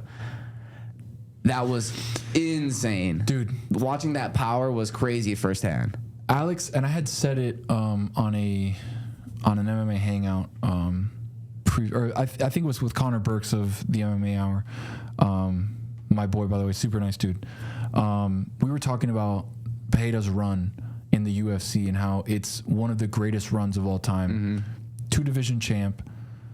Guys that he's fought in are absolute killers. Legends. And you look at guys that he's fought and what they've done, right? So, like, you look at what he did to Sean Strickland. Knocked him out cold. Okay. Sean Strickland comes back a year later, 2 years later, give or take some change there. Then does what he does to Izzy. And it's like how does Alex just continue to do what he does? If he did that to Izzy, how good could Alex be? It's insane. And like for that short run, I remember like Sean wasn't even supposed to be there. Like that was DDP. And then he's like, oh, no, I can't, whatever, it's Sean Strickland. Everybody was like, whatever, dude. Like, okay, sure, Sean Strickland versus Izzy. Like, Izzy will piece him up in 5 rounds. He's not going to knock him out. Sean's got a good chin. Like, we'll keep him moving. And then what he did, it was just like, so my wife is a massive Izzy fan. Huge. So I got her into UFC during the pandemic because it was basically the only thing on. She's like, oh, my God, I love this. So we do not miss a card. Like, I buy the pay-per-views. I'm doing the show from my studio, or we're doing the show at a bar or a restaurant or wherever. She's there locked in. That's awesome. On all fights. And that night we were doing a show. I'm trying to think of where we were. We were out somewhere, and she was glued to things like, I can't believe this is happening to Izzy. I can't believe it. It's like, I was like, babe, nobody believes it right now. Like, this is the craziest thing to happen in a long time. Yeah, I was jumping up and down, yelling, he did it! He did it! He did it! Dude, it was insane. I think I lost a decent amount of money on that fight. a lot of people I know made money on that fight. Really? Ben Strickland? Yeah, a lot of people I know made money on that fight. Damn. For some reason, they just thought the boxing, and with Izzy coming in, not giving Sean the respect, a lot of guys just knew that was going to go down for some reason. And Sean had a couple good fights back to back, but it's like I still had that Pereira knockout in my head. And it's like Izzy avenged those losses, knocked him out, the arrow, like that was still pretty fresh in my mind, where I've seen Pereira fight like 2 or 3 times. Wow. Where he's probably the fighter that I've seen fight most in person. I've been to MSG twice. I've been to Newark. I've been to Miami twice. Like 5 or 6 cards that I've been to. Wow. Yeah, dude, it's sick. And I wanted to go to 300, but ended up not working out. I got the credit approved, like the credential. I got it approved, so I would have been in the building, but you know, the weight of sponsor expectations now that the MMA Hangout is sponsored by Cuervo, you know, I got to fulfill sponsor duties, so I had to do a show.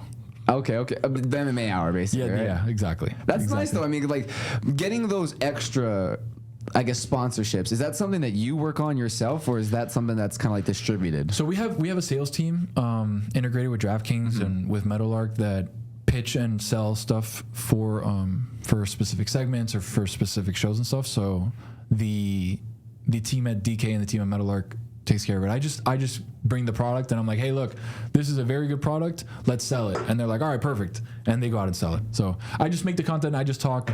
They take care of the rest. Like that's the good part about being in a company like that, where you can kind of just say, hey, look, I'm here to I'll create something that can sell. You guys figure out how to sell it in a way that for you, it's like, I have to not only create the content that's good enough to sell, I have to edit the content that's good enough to sell, but then I have to sell the content that's good enough to sell. Yeah, it's crazy to put it all together. And it's a very, very tough thing. That's why I'm saying for you, it's like, bro, just keep pushing and like, forget about traditional media, forget about anything like that. Like, if you have the drive and if you have the talent to do all the things that you do to make your show successful, like that's what's going to push you over the edge more than anything, is that discipline, that work ethic of I'm going to wake up every single day and nobody's going to outwork me in what it is that I do. And like that's the secret sauce. That's the key, dude. Like that's what I wake up every day and I'm like, I feel like I should probably do it with other things in my life too, but like I'm very sharply focused on creating the life work-wise that I want. And I've been working really hard the last 2 years specifically to like be in the space that I can call shots on my own, like creatively, where the MMA Hangout was a home show. I would do it from my home studio. Everybody would do it from their home studios. We'd all kind of hang out on a Zoom, StreamYard, whatever that we used to stream on YouTube and Twitter and all that stuff. And then I was like, no, it's getting stale. Like I'm trying to think of like how to revamp it. I'm like, we're taking it on the road. So now every fight we'll go to a bar that's playing the UFC fights and we'll set up shop just like this, couple cameras, couple microphones. We got the game, the fights going on, other games, people watching stuff, and like always elevating your game and knowing when things are getting a little bit stale to try and like flip the switch on it is a really good thing that I feel like I have to kind of push the boundaries on what we're doing. So like creatively, I can go and be like, I have the blessing with Meadowlark and with DraftKings where creatively they allow me to kind of do whatever I want. So when I tell people, hey, we're taking the MMA Hangout on the road, they're like, all right, cool, let's do it. So I have a ton of support there, and I feel like it brings a added layer of like excitement and just like big energy to the show that at home you don't really have. People screaming, like the Gaethje thing we went absolutely nuts for. The whole bar was crazy. Like then the next fight obviously it was Zhang Weili versus Yan Xiaonan. Incredible fight. Then we have Pereira with this, like, dude, it was just electric. So I feel like knowing how to elevate your game while still being dedicated to the day in and day out of it is like how you can make it feel special. Like taking this show on the road, like if you were to do it somewhere, like it gives you a different energy, and it kind of like it revitalizes your love for that thing, because like it's tough when it's just you and me and Lewis, or sometimes it's just been me for 3 hours and we're doing I think it was the Usman versus Edwards 2 in August of a couple of years ago. And the card was okay, but that main fight was obviously excellent. But when you have to carry a card that's like, dragging a little bit, or all of them go to decision and you're sitting there for 4 hours by yourself, it's like you really show how much you're dedicated to that craft. And that's one thing that I always want to be said of me when it comes to concerts. Like he saw a vision and he was dedicated enough to see it through every single time. And like that to me is like what I'm working on right now, for sure. Well, you do kill it with all the streams. Like, thank you, bro. The 24-hour stream you did, the Tony show, Tony show, that was insane.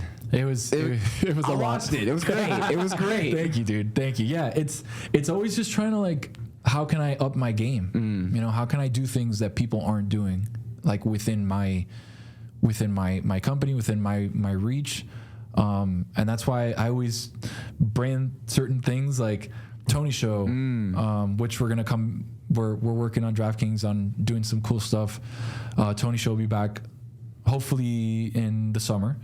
The Tony Tonight stuff where I go out in Miami and Tony Tonight is great. So it's like I have all these different avenues, and it's like, man, I'm gonna work hard, even though they're all split up so different, right? Like MMA Hangout, Tony show, Tony Tonight, like the show, other stuff that I do. Some people say, hey, like you do too much, like you're too thin, like you have so many things that you do. Right. The Sunday Night Live with Juju Gotti, where we do the football streams on during football season, like that's just what I do, man. Like I am ready and willing when people feel like, hey, I'm good, I did X, Y, and Z. It's like, nah, I'm gonna do more. I'm just always pushing the envelope. Did you realize you stole Tony Tonight from a famous Ukrainian rapper? No, dude, I did not know that. So here's the difference, though. Different spelling. So Tony Tonight is Tunite, right? And it's kind of a play on words in Spanish because tu is you, and night, tonight, like so it's your night, Tony, your night. Ooh, I didn't realize that. It's a play on words, you know. We got bars. So I did not know. Wow, Tony tonight had no idea. I'll play a couple of his bars real quick for you. Come on.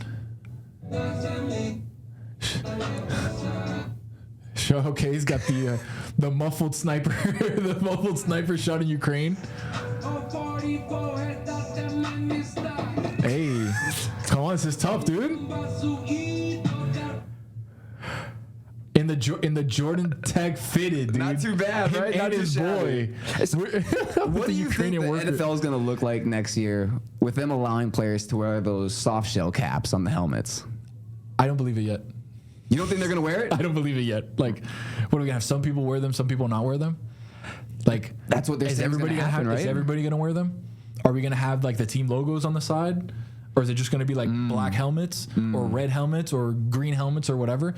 Like, I'll believe it when I see it. That's kind of where I'm at with that. If they're going to wear the Guardian caps, great. I'm all for player safety. I'm all for, making sure everybody is as healthy as can be in a very violent, very rough sport. But you're not going to tell me that everybody's going to wear them. It's just not going to happen. It's just not going to happen. You don't think any of the players, like, who do you think would be the first guy to do it? Because, I mean, personally, I would be a little self-conscious if I wanted to wear it, actually wearing it. I could see, like a tight end that's had concussion problems before be like, yeah, I'm wearing that shit, I don't care, because they're trying to prolong their career, right? Like, I have a hard time seeing like a DB wearing it or like a linebacker, like it's an added piece. Like, you have so much on you already. It's just kind of an added thing that you're not used to, especially when you're talking about head movements. Like, I don't know if you've ever put a helmet on before. It's you basically have like this, right? To like look over, you really have to like turn your head. So it feels like with another added thing. I've put on many helmets in my life, but I've never put on one with a Guardian cap. I feel like it's probably like an added like heaviness to it. Because it's not just the weight, right? It's the distribution of the weight. Right, it's a little bit further out. Right. And when you wear a helmet, it becomes your head, right? So you kind of have an idea of where everything is. But when you have now an extra added 2 inches or so, whatever, like it looks thick. That's gonna be weird. So I'm gonna believe it when I see it when it comes to people wearing it for sure. So do you think ultimately in the future they actually go to every player being mandated to wear a soft shell cap on their helmet? I can see that.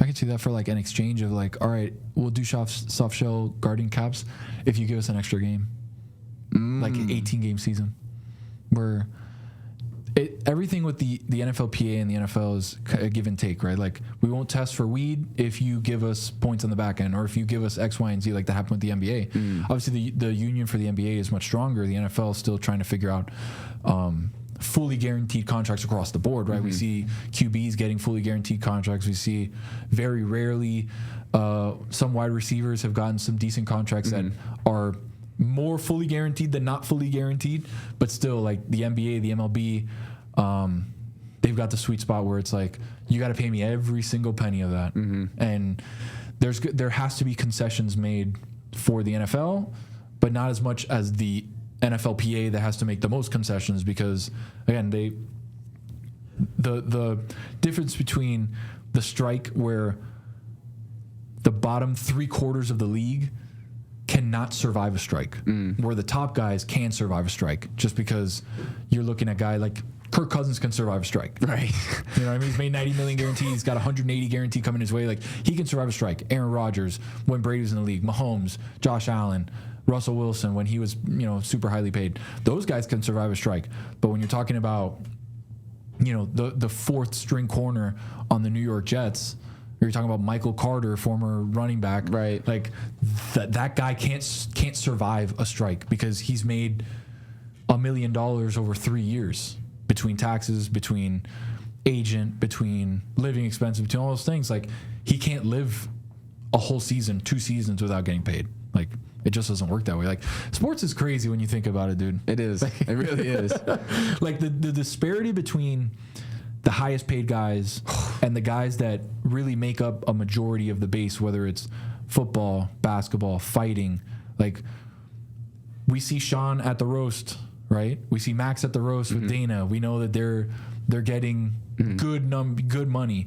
But then you look at the guys at the bottom of the roster, the girls at the bottom of the roster, and it's like 5 to show, 5 to win, 10 to show, 10 to win. And you're like, dude, these guys are making nothing when you start talking about paying out your coaches, your camp, your travel, your team's travel, your taxes, your agent, all these different things. It's like, dude, I got $3,200 for a fight that I just, made. And how many times do you fight in a year?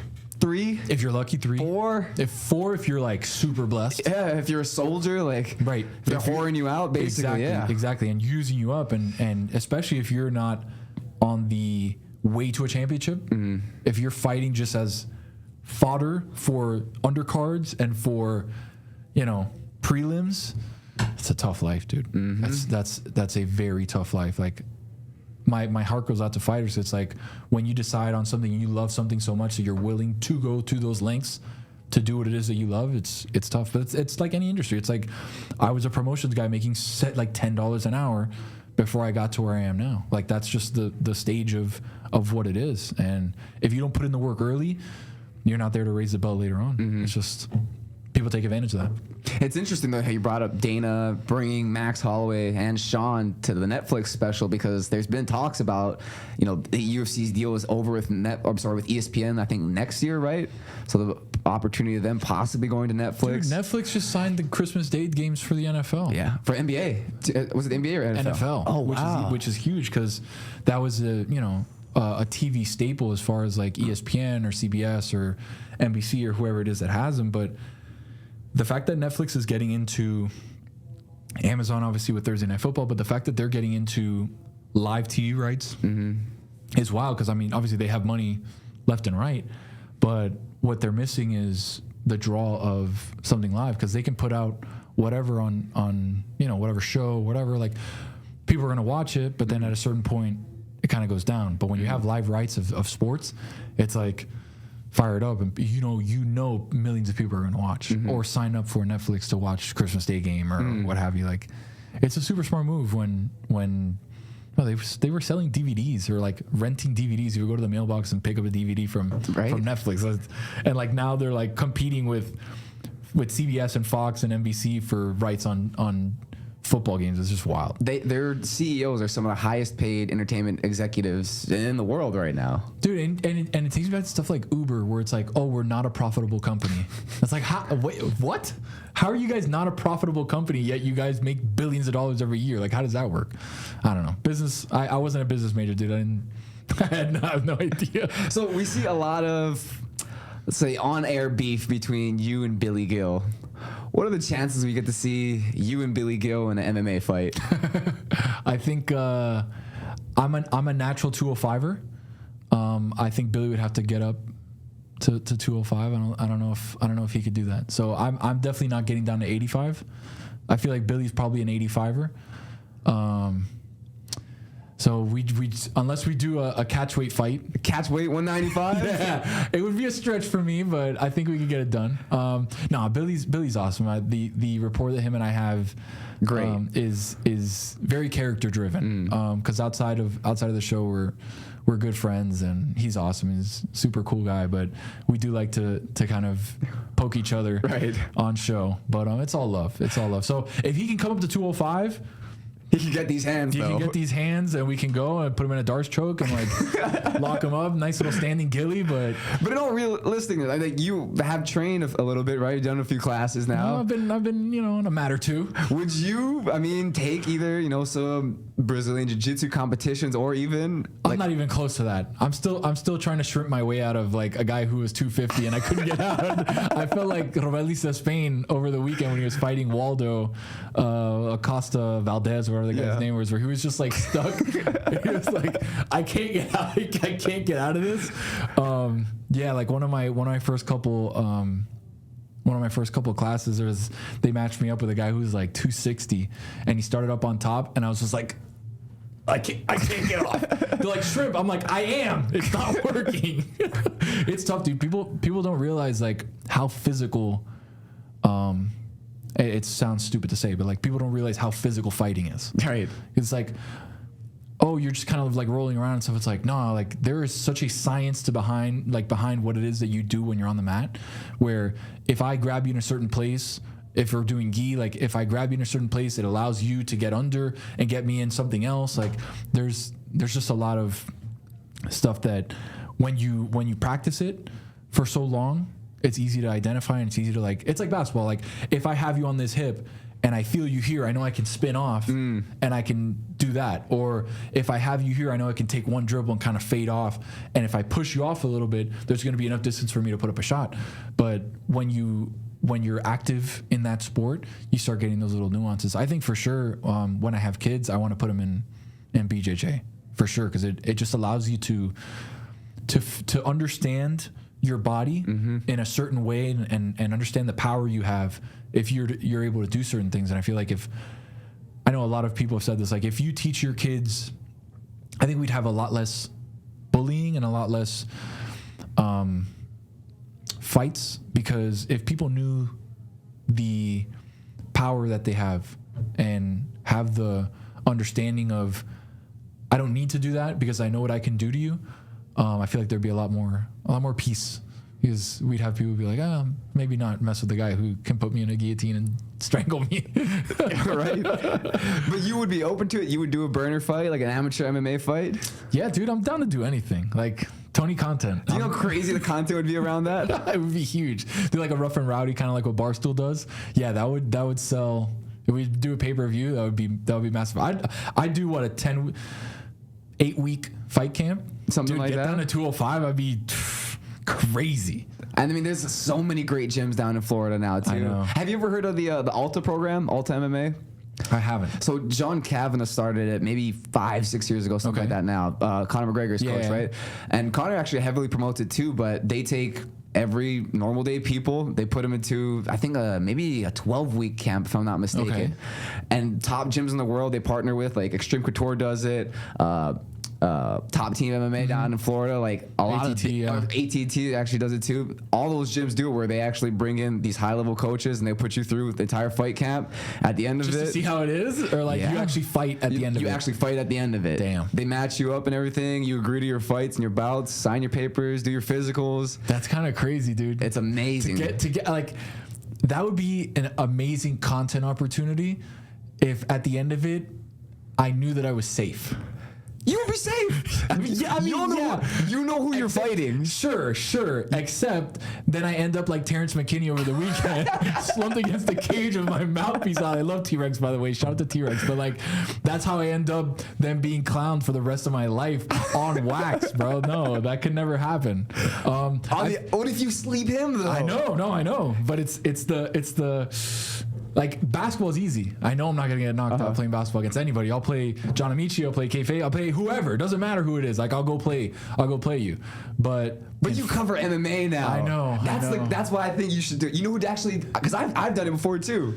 You've done what? The Alta MMA thing. Oh, okay. And you know who was in it with me was Oscar Willis. Yeah. Like the head reporter for basically all the UFC events, runs Mac Life Official, right? He actually went through and fought in it as well. I saw that. Damn. I mean, it would be an incredible content. Like the fight, like the fight camp content would be amazing. And then after, dude, you are so connected to it because it's like, there's nothing like it. You're gonna want to talk me into taking an amateur MMA fight. It's gonna be crazy. Bro, here's the thing. You could be an undefeated fighter. I know. Or 0-1 with a KO, and I got slept. And now it's on every social media page on the planet. I'm intrigued. I'll say this. I'm intrigued. Give me the information. I'll send you their page and whatnot. Send me the page. I'll take a look at it and see how much is it. Yeah, dude, with what you would bring to it, free. It'll be free. I promise you. How you are. That's the magic thing. This will end up being free. They will get all the publicity in the world for it, and it will be free. Damn. Send me the page. I'm intrigued. I'll send you this after. I'll hit up my guy Keith and whatnot. He actually runs like a lot of the recruiting around the nation and whatnot. So it'll be something great out of it. I guarantee you. I'm at I just went to the doctor. I'm at 2:30 right now on the dot.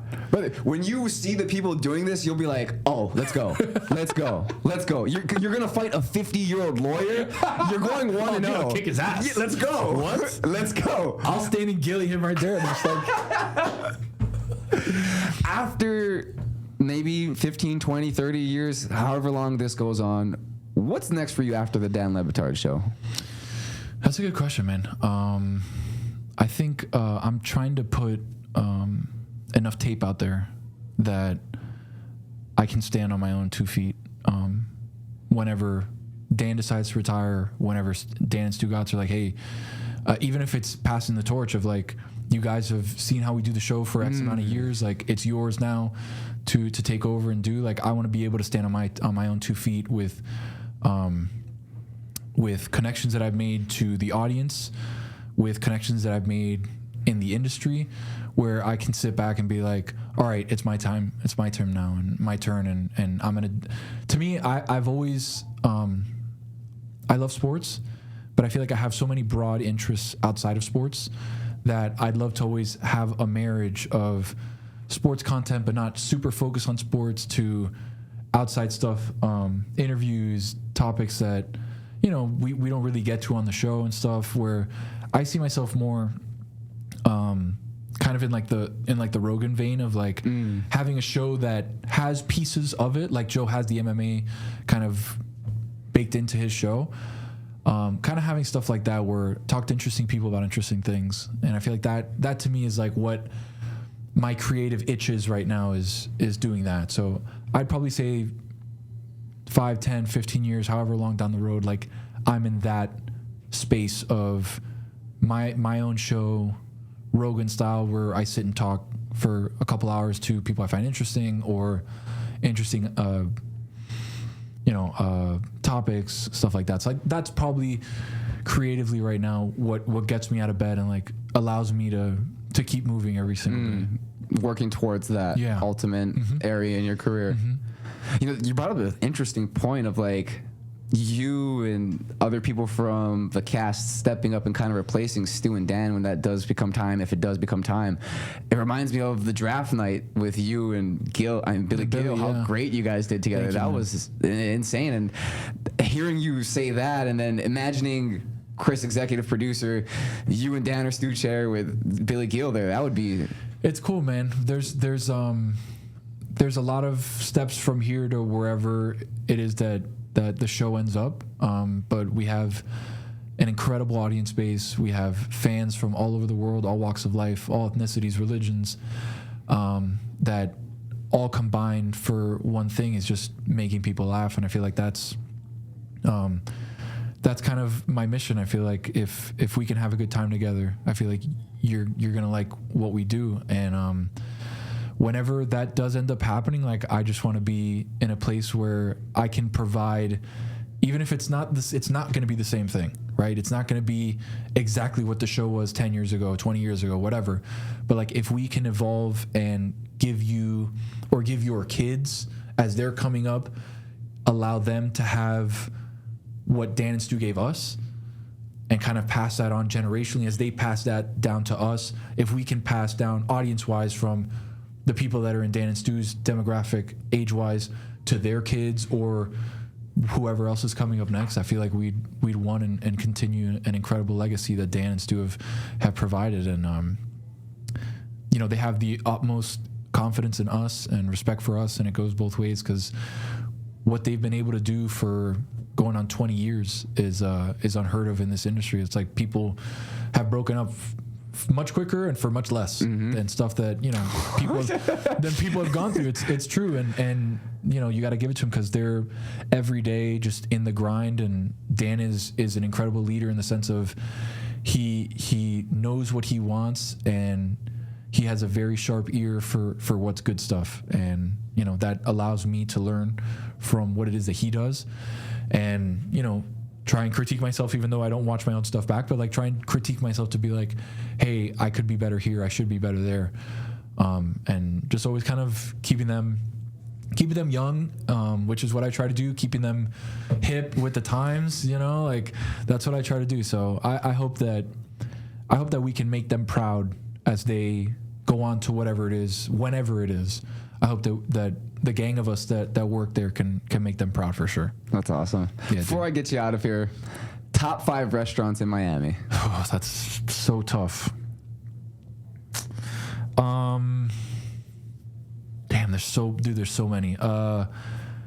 Joe Stone crab, that's one. Not one, but one of no particular order. Joe Stone crabs. Damn, you put me on the spot, dude. Damn,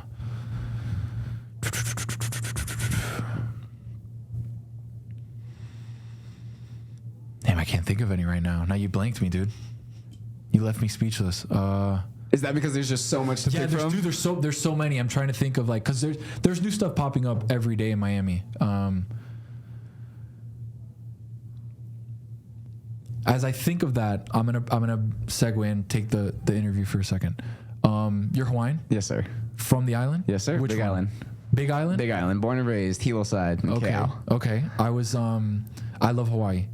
Been twice. Once in 2011, we did Oahu and we did Maui, and then I took my wife 2 years ago for her birthday. Same thing, Oahu and Maui. Like, best idea you could do. dude, I love Hawaii so much. Like, it's a place that I could see. Like, for a short time, I was like, you know what? I'm just gonna sell everything and just move to Hawaii and like figure it out. I don't know. And then things changed, and I was like, you know what? I'll stay here in Miami. But when did you move stateside? So I grew up, born and raised there until I graduated. At 17, I graduated high school, went to North Dakota, played a year of college football up there, tore my knee up, came to Vegas to do like knee rehab. Things weren't going back the way I thought they were. So I thought, join the Army, go through that route, serve, get out, use the GI Bill to walk on to a school, and then earn another scholarship from there. A lot of injuries in the Army kind of ended that. So my stint might have been 2 years, just over 2 years in the Army. When I got out in 2018, I was like 19, 20, 21, just turned 21, came right back to Vegas. So it was after high school that I came out here. But I've been about here maybe 6-7 years now. Do you travel back and forth? It's easy. Not as much as I'd like. Really? Yeah, not as much as I'd like. There's almost not much to go back home to. Really? Other than just the people. Especially my island. You haven't been there yet, but it is a complete different experience than the other islands. Yeah, I've heard the vibe is much slower, and the vibe in Hawaii is already slow. So I can imagine like Big Island, how much slower it is. Like, so I saw the Big Island from, I don't want to butcher it, Mount Haleakala. Am I close? I'm not even sure where you're talking about. Maui. So in Maui, the Haleakala. My bad. Sorry. Close enough. I'm Cuban, dude. I don't know what to tell you. But I saw the Big Island from there, which was sick. We rented a Jeep in both Maui and Oahu, just took the top off and just cruised around the entire island. It's incredible, right? Dude, like when I heard about the fires in Lahaina, I was like devastated because I love Lahaina town. So we stayed on the west side in Kaanapali. Nice. So we would go down to Lahaina, almost every night just to hang out, be like by the banyan tree, just walk around the shops and stuff. Paia Fish Market, which I loved. I don't know if they have them on the Big Island. Paia Fish Market rocks. Love it. But yeah, when I saw the fires, dude, I was like so heartbroken because, dude, the people of Hawaii are just so cool. Like, we get a ton of love from fans in Hawaii and stuff. And funny enough, in the Gaethje interview, it has like, I don't know, 600 comments or something. So many Hawaiian fans somehow found the interview and were like sending love from Maui, Oahu, like all these different places. And I was like, damn, that's super cool. Cause like I love the Hawaiian people. So it's like, it's definitely a unique place, right? Yeah, you can dude. feel it when you're there. Yeah. Like the Hawaiian spirit is like, it's a real thing. Yeah. That aloha. And I wish, man, if you would have gotten to experience it 15 years ago, even 10 years ago, before like the spread of social media. I mean, social media brought us all so close together. Yeah. And a beautiful thing, but it really took a lot of the aloha spirit out of Hawaii. Yeah. Some of my favorite parts were just, so we stayed in Waikiki just because it's, tourist area or whatever. Easy to get to everything. Yeah, exactly. Right next to the airport, whatever. But we took the Jeep, went out North Shore. Nice. Went out to Lanai. Nice. Which was amazing. Like, dude, some of my most like, when you think of a memory that takes you to like a happy place, I think of me and my wife driving to Lanai, hitting Foodland, getting the poke bowl from Foodland, would do pieces of tuna like this big, ruby red, incredible. So fresh. Dude, so fresh. The steamed rice, the little seaweed pieces on top. On it. Oh my God, crazy.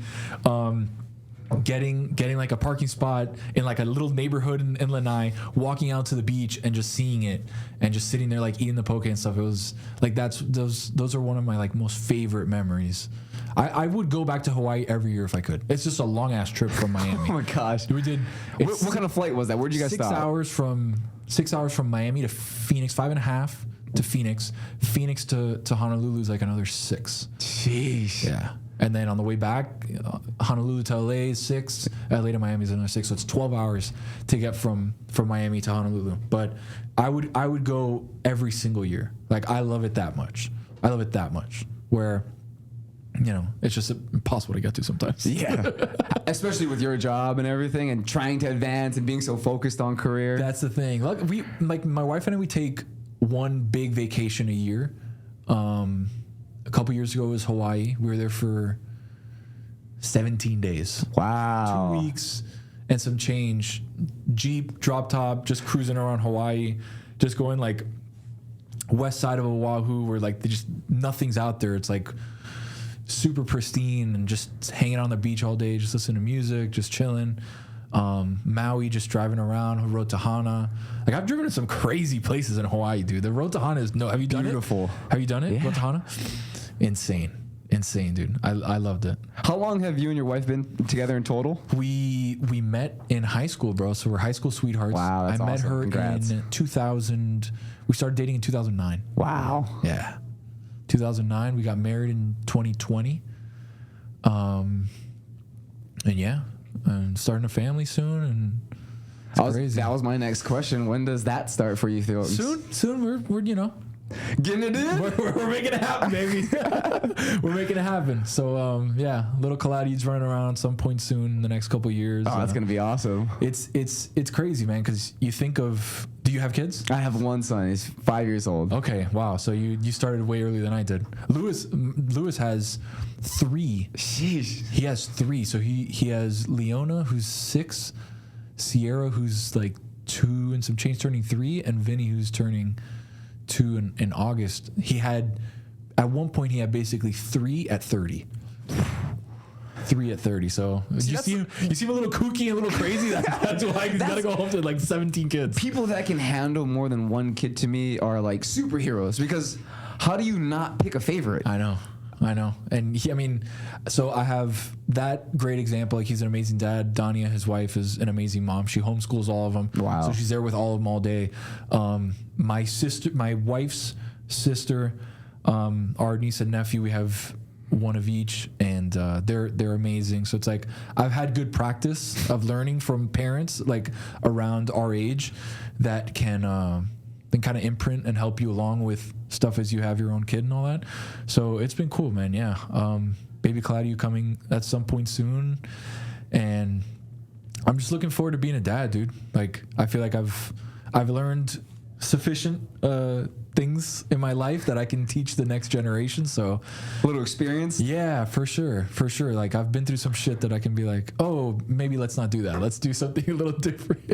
I've been through all that stuff. So it's crazy. It's crazy because, you know, they keep telling me like you don't know love until you've seen something that you created that is like a piece of you and like how much you love that thing, you know? And like I love my wife, I love my family and stuff, but like they say it's a different kind of love when it's like your thing that you're in charge of. You know? Right, like, right. How is that for you? Like when he was born, was it like a game changer for you as far as like your life, your mindset? Like how did it change you? Well, when he was born, the first time I got to hold him, giving him his bath and everything, I looked at him and it was just like, man, I'm so cool.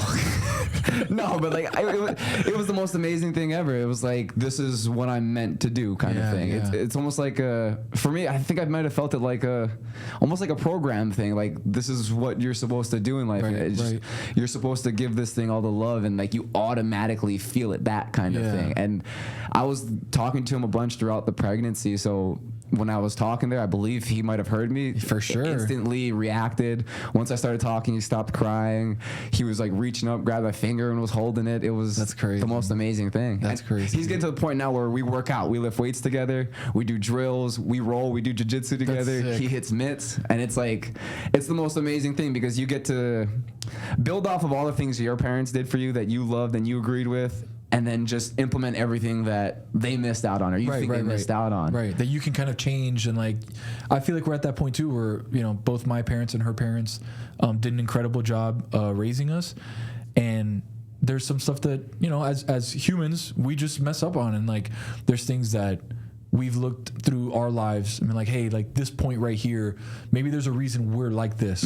Maybe we can do something to not have the next generation feel those things or see those things in a way that we can kind of like better the bloodline. You know what I mean? Like our parents did the best they could. Their parents did the best they could, especially coming from an immigrant family, like coming from Cuba.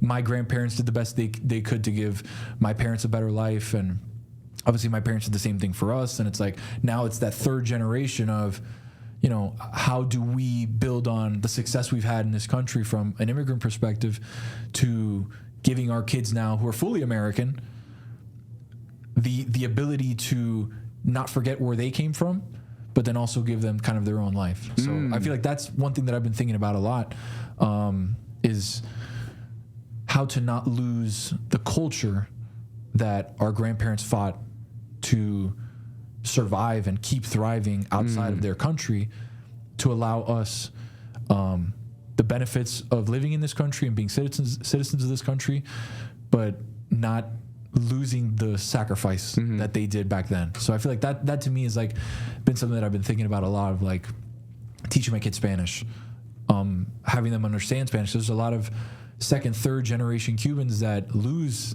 the native tongue of Spanish because if you don't use it, you lose it. And it's very true. Like that's why I always try to keep my Spanish sharp and like talk to people in Spanish and stuff, because you know what a disservice it is to my grandparents that came over at 17, 18 years old to a country they didn't know the language, they had nobody to talk to, they had no idea of what to do, and then not teach my kids that for the sacrifice that they made that they're no longer here, you know? So it's stuff like that where you think of it and you're like, how can I be a better dad? It's like showing the respect to the people that came before me, I think is something that I've been harping on recently, as I look to have a kid, you know, in the future. So that's really interesting. I've almost forgotten about that aspect. I think I've been focused so much on trying to just put the family lineage into a better position, like we were saying, but forgetting that. I feel like it goes hand in hand though. You know what I mean? Like if you are putting your family lineage in a place where you can get better every generation, why not remind them of the sacrifices that people made to get you to that position? You know what I mean? Like paying the respects of, hey, we wouldn't be here if it weren't for this. Like, do you know, I feel like your culture and my culture are very similar in the respect of family. Family is a very big thing. I know in Hawaiian culture, I know in Cuban culture, it's you can have 3 generations, 4 generations living in one house, you know? And can you name your grandparents' parents? Do you know their names? Do you know who they are? I actually don't. I don't either. I don't. Like, I couldn't tell you what my grandparents' parents' names were. One of them I can, but that's because I met her. She was my great grandmother, but I met her up till, 16, 17 when she had passed away. But like, she's the only one. My great grandmother and great grandfather from my dad's side are the only ones I know the name from. Like everybody else, it feels like you just get kind of lost in history. So that's that sacrifice that they made of coming over. I feel like it's just such a good way to show our family lineage for the next generation who is not going to maybe know their parents' grandparents' names unless we teach them. But your great grandparents, those are the ones that they entire lives were in Cuba, right? Yeah, right. They grew up in Cuba, where, Castro took over the country in the late 50s, and they were already, formed adults by that point. And their kids, my grandparents, had to come over and flee the country, so they ended up coming after. But they lived the majority of their lives in Cuba, And, you know, it's sad because obviously the technology is different, right? Like our kids are going to have access to technology to see those people in a way that in 1950, I couldn't have seen my grandparents' parents because they had like one picture where they were like serious and they had like the like light bulb explosion. And you know, after 20, 30 years of living in Miami, God only knows what happens. Those pictures get lost or burned or a flood or a hurricane or whatever, and you lose that connection. So I've just been thinking about family a lot in that sense, for sure. That's so interesting. I feel like I just need to put more energy and more care into it because I mean, think about generations ago when they didn't have any pictures or all or any digital database or storage at all for this. But they would always tell by mouth, right? By stories of, hey, this person came here and did this and whatever. And it's like we're losing that though. The time around the dinner table where those stories are shared. 100%. We're all on our phones and we're scrolling. We're watching the videos. Dude, I have such a big. This is like a big sticking point. Not sticking point, but something that me and my wife have been talking about. It's like when do we expose our kids to electronics, to the digital world? Because I feel like the more and more studies that come out, the more and more it's like, I don't know if we want to be exposing kids this early, 1, 2, 3, 4 years old, to electronics, to digital things that like, it's basically like giving a kid drugs because their brain acts in a completely different way than what it is with natural stimulus, right? Like the colors, the speed in which things happen, the cuts, all that. Like we are addicted to it, and we've just had it for the last 10 years. Imagine if you grew up with this, where you're just like, you know, like how do you survive that? We don't know the long-term ramifications of education with technology, right?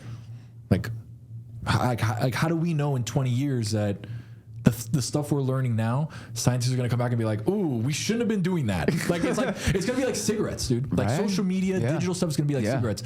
Hey, we didn't think it was bad. Now, 50 years from now, do not look at this like this is going to warp your brain. Right. And sometimes I feel like a technology Nazi almost because of the way that I don't let my son go on. I mean, he doesn't have an iPad. He's never on an iPhone or a laptop. You're doing it the right way, dude. Like that's how I want to parent. But he does get a little bit of too much time on like Netflix, for example, in my opinion. Sure. And there's a lot of shows on there that there's a lot of shows that they're talking about like butts and like a lot of weird stuff like just over and over again where it's getting to the point where it's like that's kind of weird. It's like, what are you watching over there? Yeah, we're not watching that show anymore. So it's weird. It's difficult being a parent in this age. Dude, and there's just a lot of forces, like a lot of external forces that are trying to teach your kid. More than ever. Right. And it's like, can you be the voice that cuts through and teaches your kid, or will you let culture and will you let technology teach your kid? And I feel like that's something that I really want to lock in and be like, I want to mold my kid a certain way. Like they'll always catch up. My wife had said this yesterday. We were at dinner. She's like, I want to be very careful of exposing the kids to technology, to digital stuff, because you know you never know what can happen. And it's like they're gonna catch up. She was like, I don't want them to not know how to use technology because I feel like they're gonna get behind in that. I'm like, dude, the moment they pick something up, the knowledge is gonna come like this. Like once you pick up a phone and you start messing around with it, even if you don't know how to use it, you're gonna pick up on it in 2 seconds. You know, like there's no doubt that kids now are learning things on the phone. Like my niece knew how to exit out of ads before she could talk on YouTube. Think about that. Like that's where we are now. Like our brains are just so fast. And now with AI, with ChatGPT, with all the stuff that they're doing, who knows what life's going to look like in 10, 15, 20 years, you know? And I just want to make sure that my kid is raised the same way I was, in the sense of like early 90s, we barely had a computer, we had a TV, I had a Nintendo, right. Like, you know, life was so much more simpler. It feels like people are more depressed, more anxious, more whatever, fill in that blank, as the tipping point for digital things continues to go up and up and up. And I don't have the studies on that. I don't know what depression and anxiety look like pre-internet, pre-social media, pre-technology. I feel like it was lower probably. Right. I feel like this stuff is not helping us whatsoever. Almost it inherently has to be, because if you're being overstimulated so much, there's got to be like that regulation time, right, where it kind of comes But back if to you're an never even level. regulated, then all you know is overdrive. So how do you, like, I heard somebody say it's okay for your kid to be bored. It's okay. That's fine. They don't have to always be stimulated. In life, we're not always stimulated. There's times where we have to sit there and look at ourselves in the mirror and be like, damn, take mental evaluation of where it is, because you're just distracted with stuff all the time. TV, this, that, doing a podcast, selling this. You're always stimulated. It's like, how do you instead of overdrive, how do you put it to regulate? Like you said, it's tough, and it's going to be tougher going forward. That's and it's so crazy, because when you are bored, it's almost where a lot of your greatest inspirations and your greatest ideas come about. When you're actually having an opportunity to like contemplate and like deep dive into certain aspects or ideas that you've had, or read or do things that teach you experiences that you go through that mold who you are and how you think. And it feels like we're losing those moments.